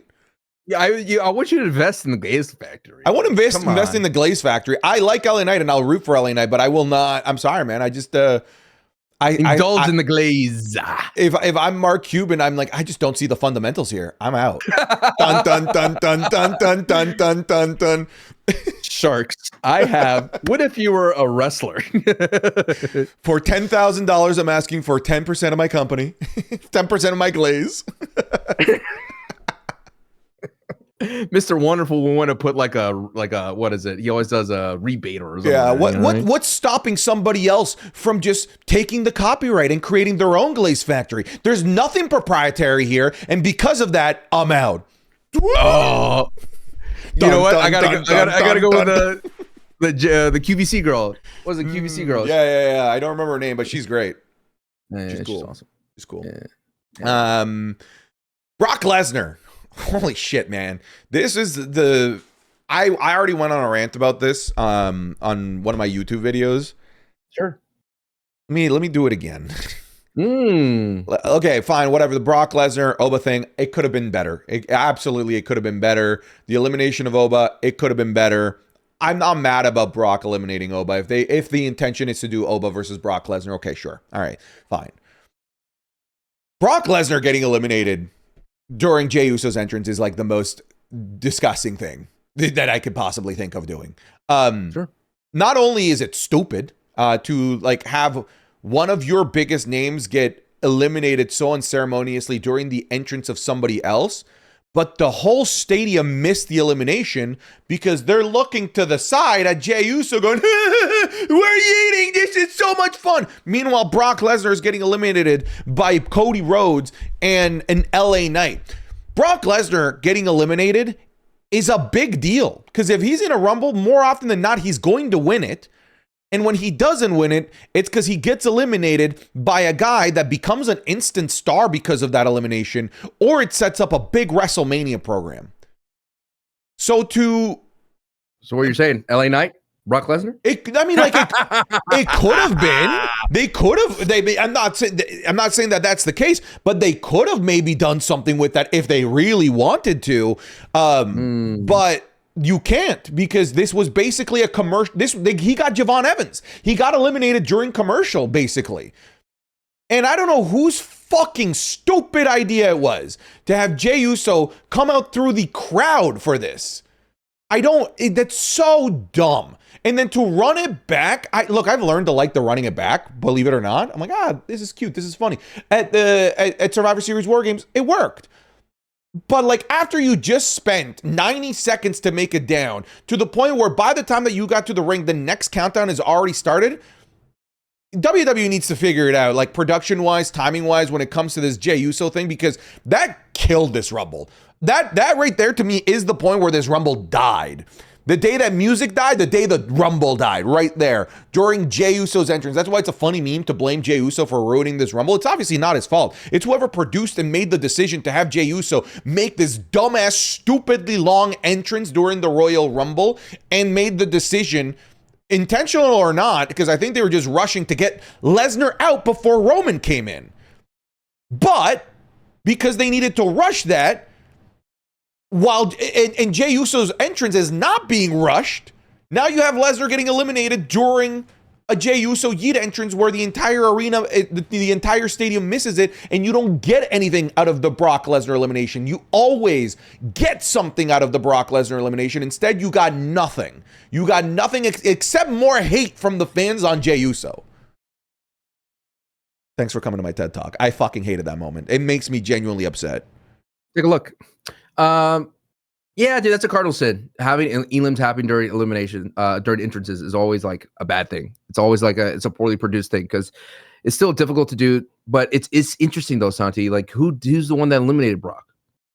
LA Knight and Cody Rhodes. So you wouldn't think that a Cody Rhodes has the pulse of that match down to a T, right? Sure. He would know. He would know, like, hey, maybe we hold off on this, but. You're so right that they just did not want Jey and Brock in the ring together. So they had to get rid of him before Jey. And I think there was probably a panic in that, like maybe they missed a spot.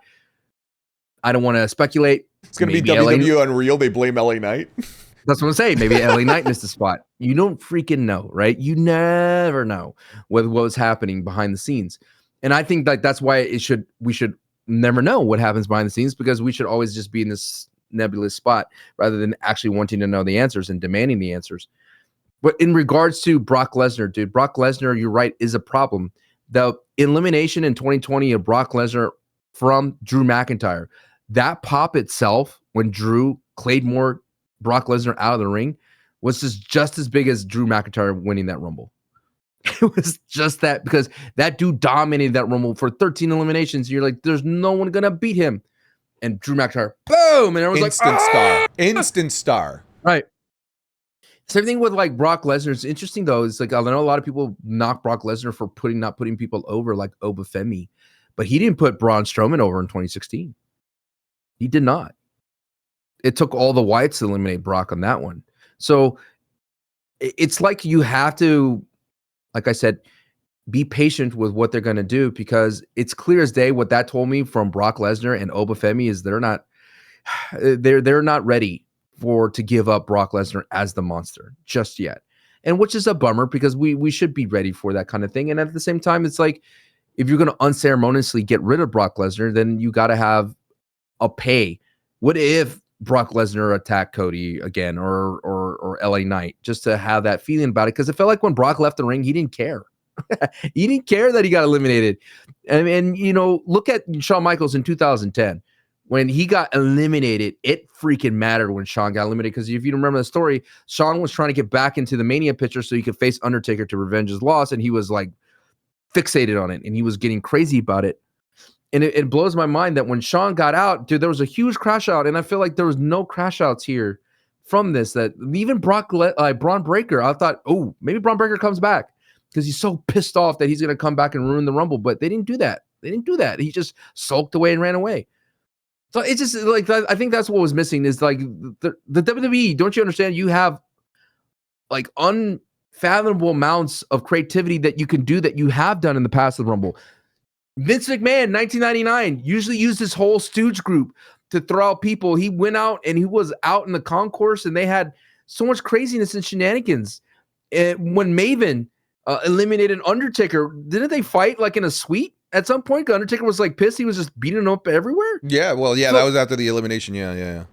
Right. So it's like that's what I'm trying to say with these Royal Rumbles is that there's so many options to at play, because one is no DQ, and instead they kind of just went down with the weird basic eliminations, and that's why I think you're so upset or disappointed about this elimination with Brock Lesnar and about Obafemi, because it's just like that's how you do it. When when 2001 Stone Cold eliminated Kane by hitting him in the head like 5 times with a chair. Like I was not asking for Roma, but like, brother, you could have had some opportunities to find creative ways to get through this Rumble versus what happened. Yeah, there was a lot of meat left on the table with the booking of this Rumble. Oh, meat on the table, like right back.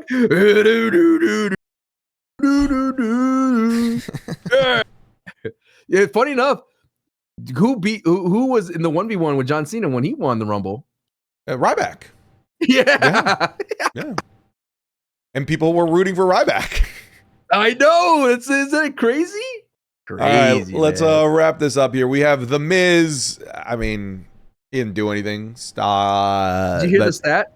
17 years of Rumbles and only 2 elims? Jeez, that's crazy. That is a nutty stat. 17 years of Rumbles and only 2 elims. Why? That's insane. Anyways, Ray Phoenix, I mean, about as stock down as it can get. Biggest stock, yeah, dude. Petty stock now. His highlight was being used as a battering ram. And they missed. And they missed. He wasn't even good as that. I feel bad though. I know people like to use that as ammunition about AEW talent being used in WWE, but I always will hold on to the point like it's just because they're waiting for this Penta run to be over. The single run of Penta, like, all right, Penta, we've done all we can with you as a single. Let's put you with the Lucha Brothers. Yeah. Jey Uso, you can't argue otherwise with me. It's stock down, and I don't even want to hear anything else. But if you have anything else to add, go ahead. I just found it funny that he gave Roman props after that was so dumb. And people, and some guy in my chat was like, "Yeah, well, he's just happy for family." Shut the fuck up. He's happy for family. He got clowned by his cousin. He got owned. And what, you're gonna go there and celebrate it? I think it was the same person, but I replied that, oh, I'm sorry. I think this is wrestling and things are not supposed to go over so smoothly for you. You get mad in wrestling when someone interrupts your conversation. You're like, you know what? We're going to settle this in the ring. You know what I mean? Roman Reigns, stock the same. It's Roman. I don't think this boosted him winning the Rumble. Do you think? It's just Roman. Yeah, okay. Yeah. Jacob fought too. I'm actually going to go stock down on Jacob. Yeah, you felt that too? He didn't do anything. He did the cool Javon Evans spot. That was nice. That was nice. Okay. I'll give you that. But aside from that, stock down. Stock down for Penta too, especially compared to last year's Rumble. And then we have Randy and Gunther. Wait, who did Penta stand up to? Was it Brock? He stood up to somebody and was like, No, Brock was already gone. At that point. I'm mixing up Monday Night Raw when he did that. When he was like to Bronson, he was like, and I was like, yeah, all right. All right. Randy Orton. I mean, he got the cool elimination on Javon after the awesome RKO, but he didn't do much either. Final 3. I think he was just there to fix that NXT spot with Javon. That's what it felt like. And it worked. Whatever. No movement for Randy, I'd say. Well, because Randy is one of the best Royal Rumble entrants of all time. He's like my top 3, and he didn't deliver. Yeah, okay. Or let me correct myself. He wasn't booked to deliver. Gunther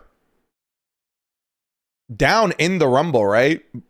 He went up with AJ and then down a little bit in the Rumble. He shouldn't have been in this. Is I think the verdict here. All right. Why does it feel like they get the 30 spot wrong every year? Why does it feel like the 30 should matter more? Like it'll never be as bad as Ray when he was the 30. Oh God, poor Ray. I will leave the Rumble conversation with like this. It's so interesting because Royal Rumbles, I feel these days more than ever, you almost got to be perfect, Santi, because a bad entrance or a bad elimination puts a sour taste in your mouth.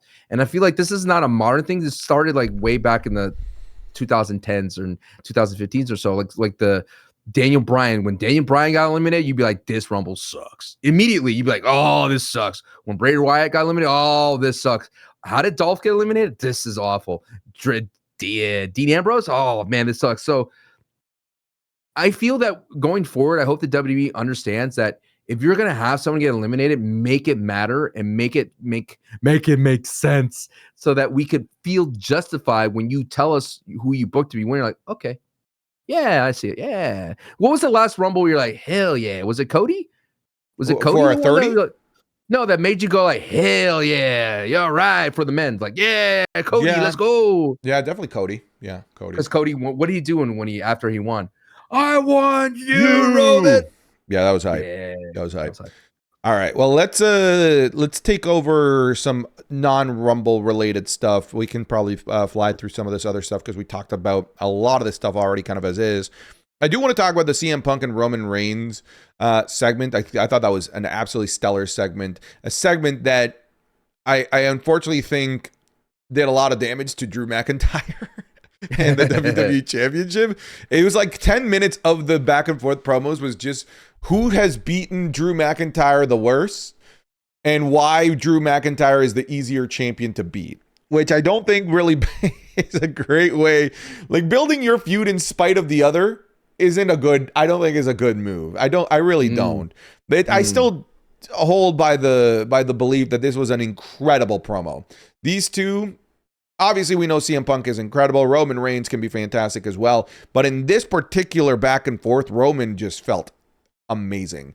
He felt like he was dialed in with his promos. I love that this promo, hang on, let me reorganize my thoughts here. The reason why I think this promo was as good as it was, it's because I think both of these guys are in the F you, what are you going to do about it state of their career. So it allows them the John Cena spot. Yeah, it allows them to say whatever they want without fear of some suit in the back saying in WWE Unreal, oh, you shouldn't have done that. Now your push is cooked. What are you going to do? You're not going to stop the push of CM Punk and Roman Reigns. They can go out there and say whatever they want. They can go out and bury Drew McIntyre if they want to with no repercussion. So it just sort of felt like both of these guys there was no leash at all whatsoever. That they were just shooting from the hip like two cowboys at high noon going up against each other. And I compare that promo alone to everything that they did between Cody Rhodes and John Cena last year, and this shits on it. It's so much better. And I already know why. Because they let them talk to each other. As opposed to last year where it was, hey guys, I'm John Cena, I'm a bad guy, I'm going to talk to the camera for 20 minutes. Hey guys, I'm Cody Rhodes, I'm the good guy, I'm going to talk to the camera for 20 minutes. They didn't talk to each other. But here, it's two guys that don't have to impress any suits in the back, who are already made Hall of Fame men in this industry, that know that their star power is just going to, by default, put them in the night 2 main event of WrestleMania. They don't give a damn. So, and I felt that. I felt that in their promos. It felt real. To add to that, I do agree with that because it felt like we were still pro wrestlers and they were still choosing within the parameters of the universe. Like it didn't offend kayfabe. It was still in that world of like, I could choose you because you're the biggest star. I could choose you because you have the heavyweight title. I could choose you for all that stuff. But instead, I'm going to pick you because I hate you. I love that. Is that right? That line was so cold. Right? It's just so simple, right? And I like when Roman brings up the past. It's like, dude, you made my life a living hell after that podcast. And is bringing in some real world stuff without being too on the nose about it. It's like if you know type of thing. And at the same time, you would believe Roman and CM Punk would have this conversation about, okay, man, look, I'm going to pick you because you did all this wrong to me. And I like that CM Punk was still holding on to this idea, like I brought you in this world, I could take you out of this world, I'm the best in the world type of thing. But I'd like that layer of Roman bringing it more personal. Because CM Punk was bringing it like, hey, man, I'm the dog on the top, and this is my show. I'm the Netflix runner, and I'm the one that's QB1 here. You're going to have to adhere to my plans. And Roman's like, forget all that. I don't care about all that. We don't need the Netflix. We don't need to be anywhere. I have beef with you because of this 10 years ago. I'm like, ooh. And, frankly, I don't even need to see them anymore. Let the vignettes, let the production, all this stuff, let the history packages, let it build to that because I don't think you can get any better than that. The only thing you do risk is that Roman could step in it every now and then and say something weird and off base and dumb, or CM Punk could obliterate Roman even further. He may not survive it. But at the end of the day, this was right here is rare treat in wrestling these days, which is odd to say for what the WWE can be is the face-to-face promo and actually both people delivering at their peak. Yeah. I will assume that we won't be getting many of these We'll probably get no. a sprinkle here or there with Roman Reigns being a part-time performer. Maybe it ramps up with Roman being there maybe every single week after Elimination Chamber, perhaps. I could see that, him just being there on a more regular basis. He's gonna watch the Finn Balor match. I think he's gonna be at Chamber watching. So that's where I think the whole Finn Balor thing is a good stopgap, but it's not a good stopgap for Finn. It's a good stopgap for CM Punk. You see what Roman said? He's like, yeah, Finn. It's like Punk was like, I know I need to do this Roman, but I gotta put Finn in here to put him over. I gotta put him over a little bit because you're not gonna be here. He's the guy I'm going up against. Yeah, Roman's like, what's the Finn? Roman has that unfortunate talent of burying people with facial expressions in the way that he says names. And that, funnily enough, the only one of the bloodline that's inherited that is Solo Sikoa. Literally, only Solo is the only one that's inherited that from Roman. But yeah, that's where I guess the having Finn Balor around for CM Punk to allow CM Punk to continue to have reasons to be on TV, cutting promos, having matches without having to rely on Roman Reigns.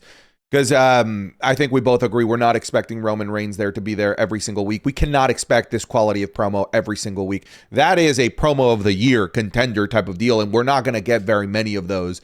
We might get one more of those between now and WrestleMania. But I think for the most part, I think you're right, Sancho. It's going to be a lot of vignettes, a lot of interviews. I could see, a backstage, not the backstage interview, but like those produced interviews that they do, documentary styles that they do. I could see those for both Roman and CM Punk. But my question to you, is there anything that Drew McIntyre, especially after the burial that he suffered through, and Cody Rhodes and Jacob Fatu or anyone else, is there anything else that can happen on that other side of the picture with the World Championship on SmackDown that could usurp this as the Night 2 main event, or is this just the Night 2 main event? It's Night 2. Yeah. There's nothing that can usurp it. Maybe if you throw in Randy, you've made it a fatal 4-way. But there's nothing like a heavyweight bout, big fight feel, as Michael Cole will say, and you need that 1v1. Like there's if you really think about it, was John Cena and Cody gonna be Night 1? No. And even though you had Roman, Punk, and Seth Rollins in the triple threat, no. Yeah, no. Name power at the end of the day will carry and decide the Night 2. I don't think Heyman's gonna be involved. I hope not. I really hope that Heyman isn't involved. I just want these two guys that hate each other go up against each other. That's all. I want Heyman in this Seth Rollins thing. Let him be in there. Seth Rollins, Braun Breaker. This don't touch this. I want them to bring back the Fred Durst song. It's my way. WrestleMania. Yeah. My way or the highway. But shout outs again. R.I.P. Santi. We've been together for 3 years. The Zesty Pin Brothers survives another tag team. The Zebros. That was a cold line too. Fighting, man, dude. It was the Zebros are canon in WWE. Yeah. Because he goes, you could brainwash my cousin. You take my wise man, brainwash my cousin. You try to brainwash me by War Games. I shook your hand like a man, and you try to brainwash me saying Zebros or some shit like that. Dude, it's so good, dude. It's like if The Rock and Roman were in a feud, and the Roman was talking about, you try to little bro me on that Hollywood set in Hobbs and Shaw. Like, that's the kind of stuff you're like, ooh, some of the little nitty gritty stuff. But I did like that stuff. And a lot of people pointed out that he used a New Japan, called him young boy. Treat me like a young boy when you're walking out that ramp. So really solid stuff, dude. I think we need more of that. But you know what CM Punk's going to do? I'm going to put it on my prediction hat. Sancho Damas is in the building. CM Punk is just going to talk about, I respect your father and this and that, and I respected everybody. I'm a student of the game, just like kind of what Cody was saying. And, your disappointment. That's what he's going to kind of throw at. Well, I want I want CM Punk to mention the fact that I didn't even pick you originally to be in the Shield, because that was true. That was true. He wanted Chris Hero, not Roman. He wanted Ambrose, Mox, and Rollins, but he didn't want Tyler Roman. Black, yeah. Yep, if that was WWE, that would be sick. That'd be another, like, if you know.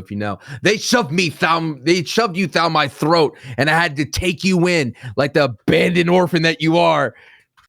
because you couldn't cut it with your family. See, but that's what I mean, man. Like these are guys that are in the "fu do what are you gonna do" part of their career. Yeah, they can bring sell the stuff match. up like that. Roman is the guy that can bring up AEW, like straight up can bring up AEW by name. And what are they gonna do? Like, what are they gonna do? They can't do anything to Roman. Oh, it's not gonna be as bad as Sammy when he did it. That was bad. Oh yeah, that was. I could say anything I want. I could say AEW. But you know, my favorite time was when Triple H brought it up against Billy Gunn. Oh, that's right. Pissing and Company. But no, I hope Roman does bring it up. But I don't know. I don't think it needs that so much. I think like I said, I'm good. Let's just pick this up at Mania. You know what I mean? We don't need anything more. Wait, who else is left in that ad? The Mania ad. Who doesn't have a match? Brock. Yeah, because it's Roman, Brock, Cody, Punk. It's those four. And Paul Heyman? And the game. It's not about me, but put me on every single version of the cover of the video game. Let me tell you what the Royal Rumble is. And then let me show you right before the Rumble starts, me winning the Rumble. Yeah, I think didn't they have Triple H watching himself win the Rumble? But it's not about me.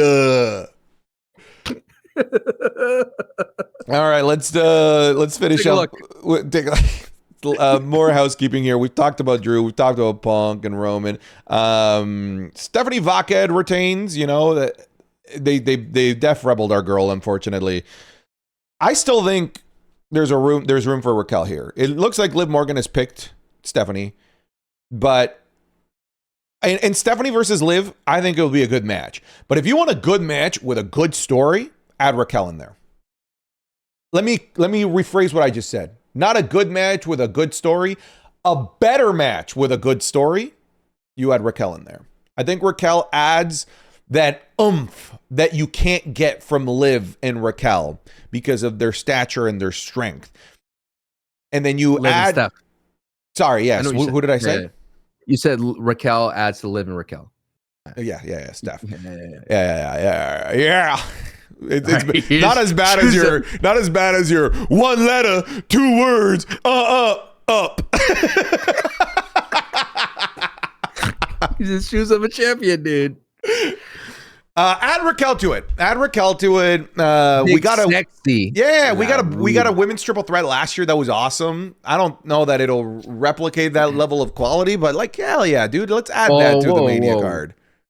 To be fair, we've criticized that match because it had no story. This has a story. This has a built-in story. Absolutely, it has the story. And there's a story between all three of them, which is cool because Raquel and Liv, obviously, with everything that's going on there. Raquel and Stephanie with everything that's been going on with the attacks, the ankle, this championship match, and now you have the ready-made story of Liv and Stephanie because it's Royal Rumble winner wanting the champion, and now somebody's gonna butt in and take and jump in the match.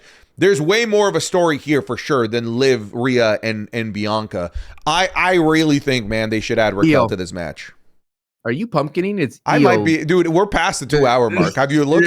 We're past the 2 hour mark. You smelling bird toast? You might want to be careful. No, I agree with you. It's just a bummer. Is like I thought it'd be a great point to put the belt on Raquel, but if you're gonna keep Raquel chasing and her being like a problem and being La Ruda, beating up everybody and cutting some really good promos, I think, like, why not? You know, why not keep her hot and keep her chasing, keep her mad, keep her hulkish going into the Mania season? I think you put I have a note here that I wrote down. It says dumb questions for Santi.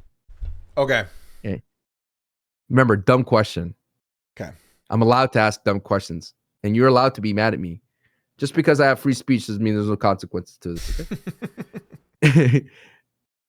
Can Raquel win the chamber and then challenge for the same title?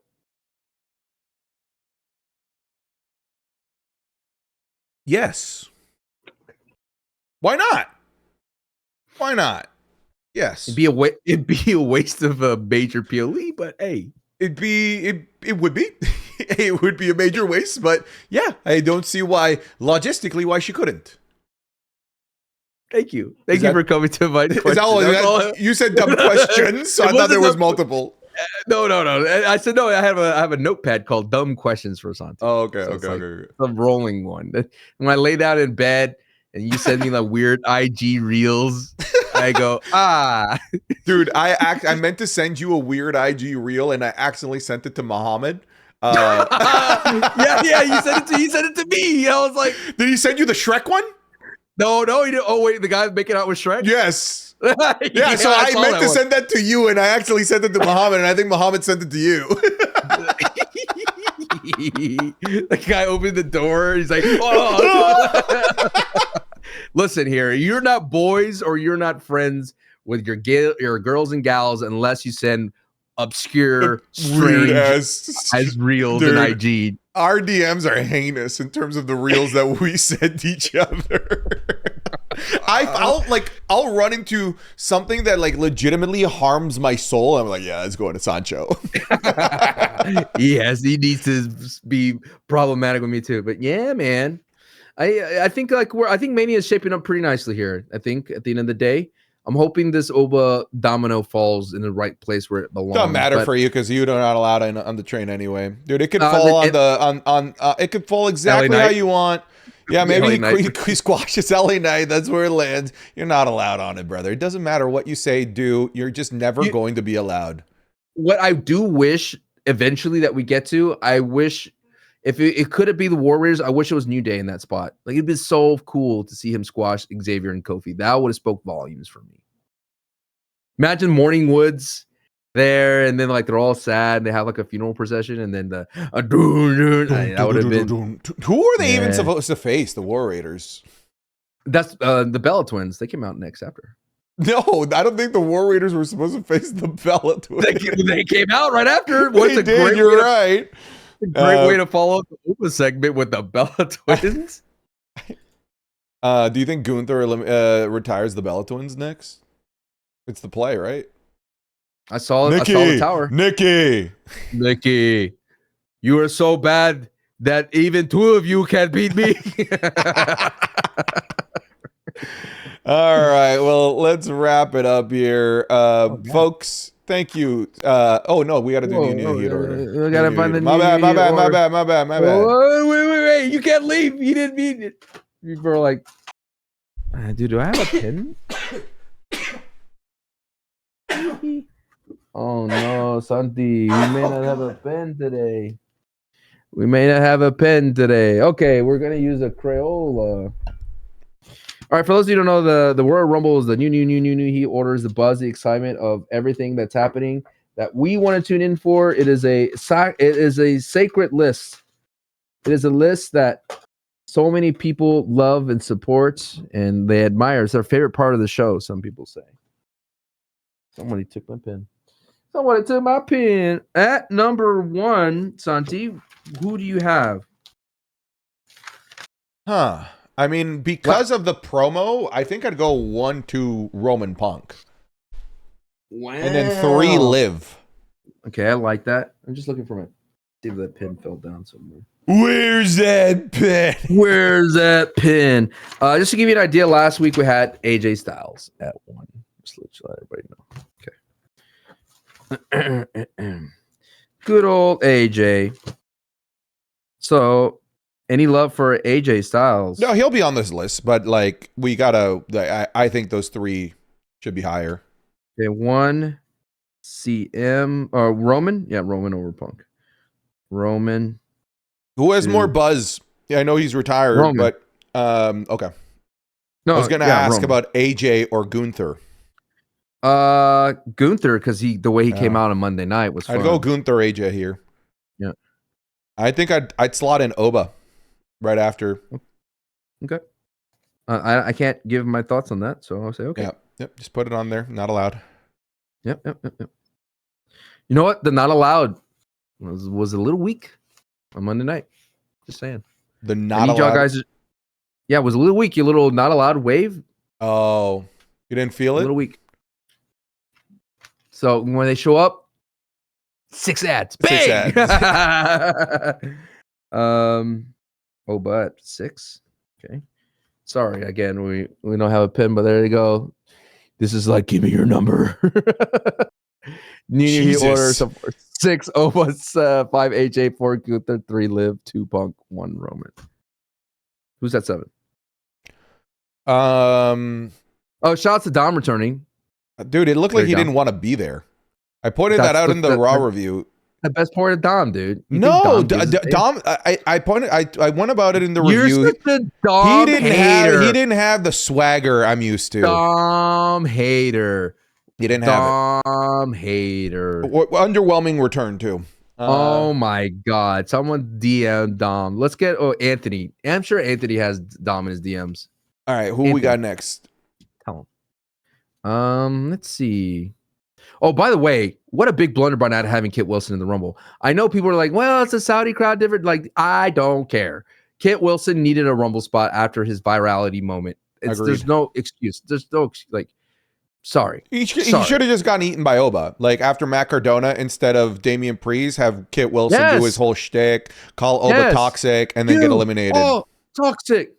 I would have been hyped seeing that lamb go to slaughter. Kit Wilson. You're right. He is going to get interrupted by Oba. He's going to come out like, I'm here and I've had all the toxicity. And then,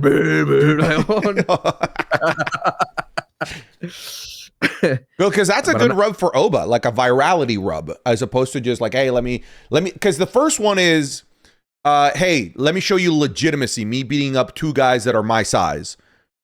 But if you do Kit Wilson, obviously that's not a legitimate beatdown, but it's a viral rub because those clips will go crazy viral if Oba beats up Kit Wilson.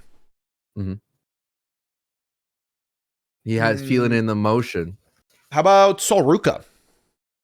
Okay, I like it. I would put her over like Tiffany returning. I think Sol Ruca was more impressive. We'll see what Sol Ruca does on NXT tonight. New NXT champion crown tonight.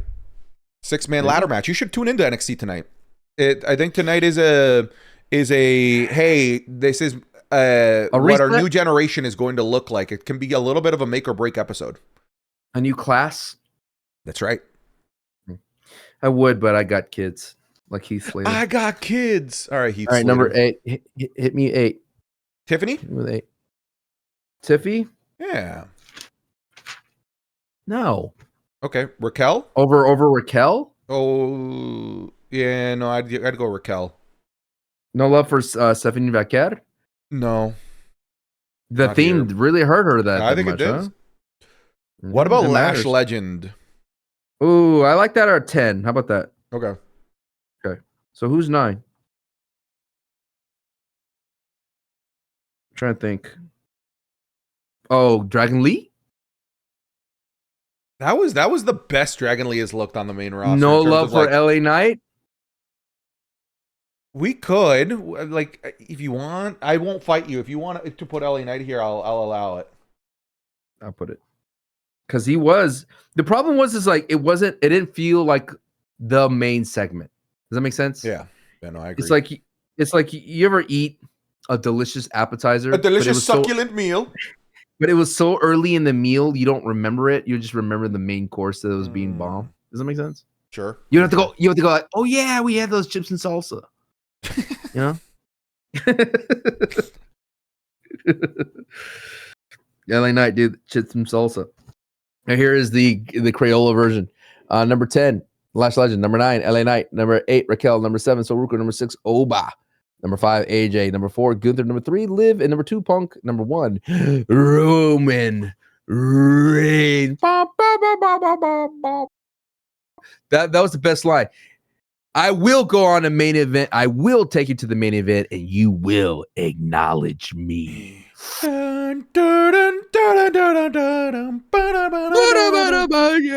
right, Well, folks, thank you very much for listening to this episode of the Wrestling is Cool podcast. An extra special thank you does go out to our $15 patrons who will be getting movie night on Sunday, or on Friday.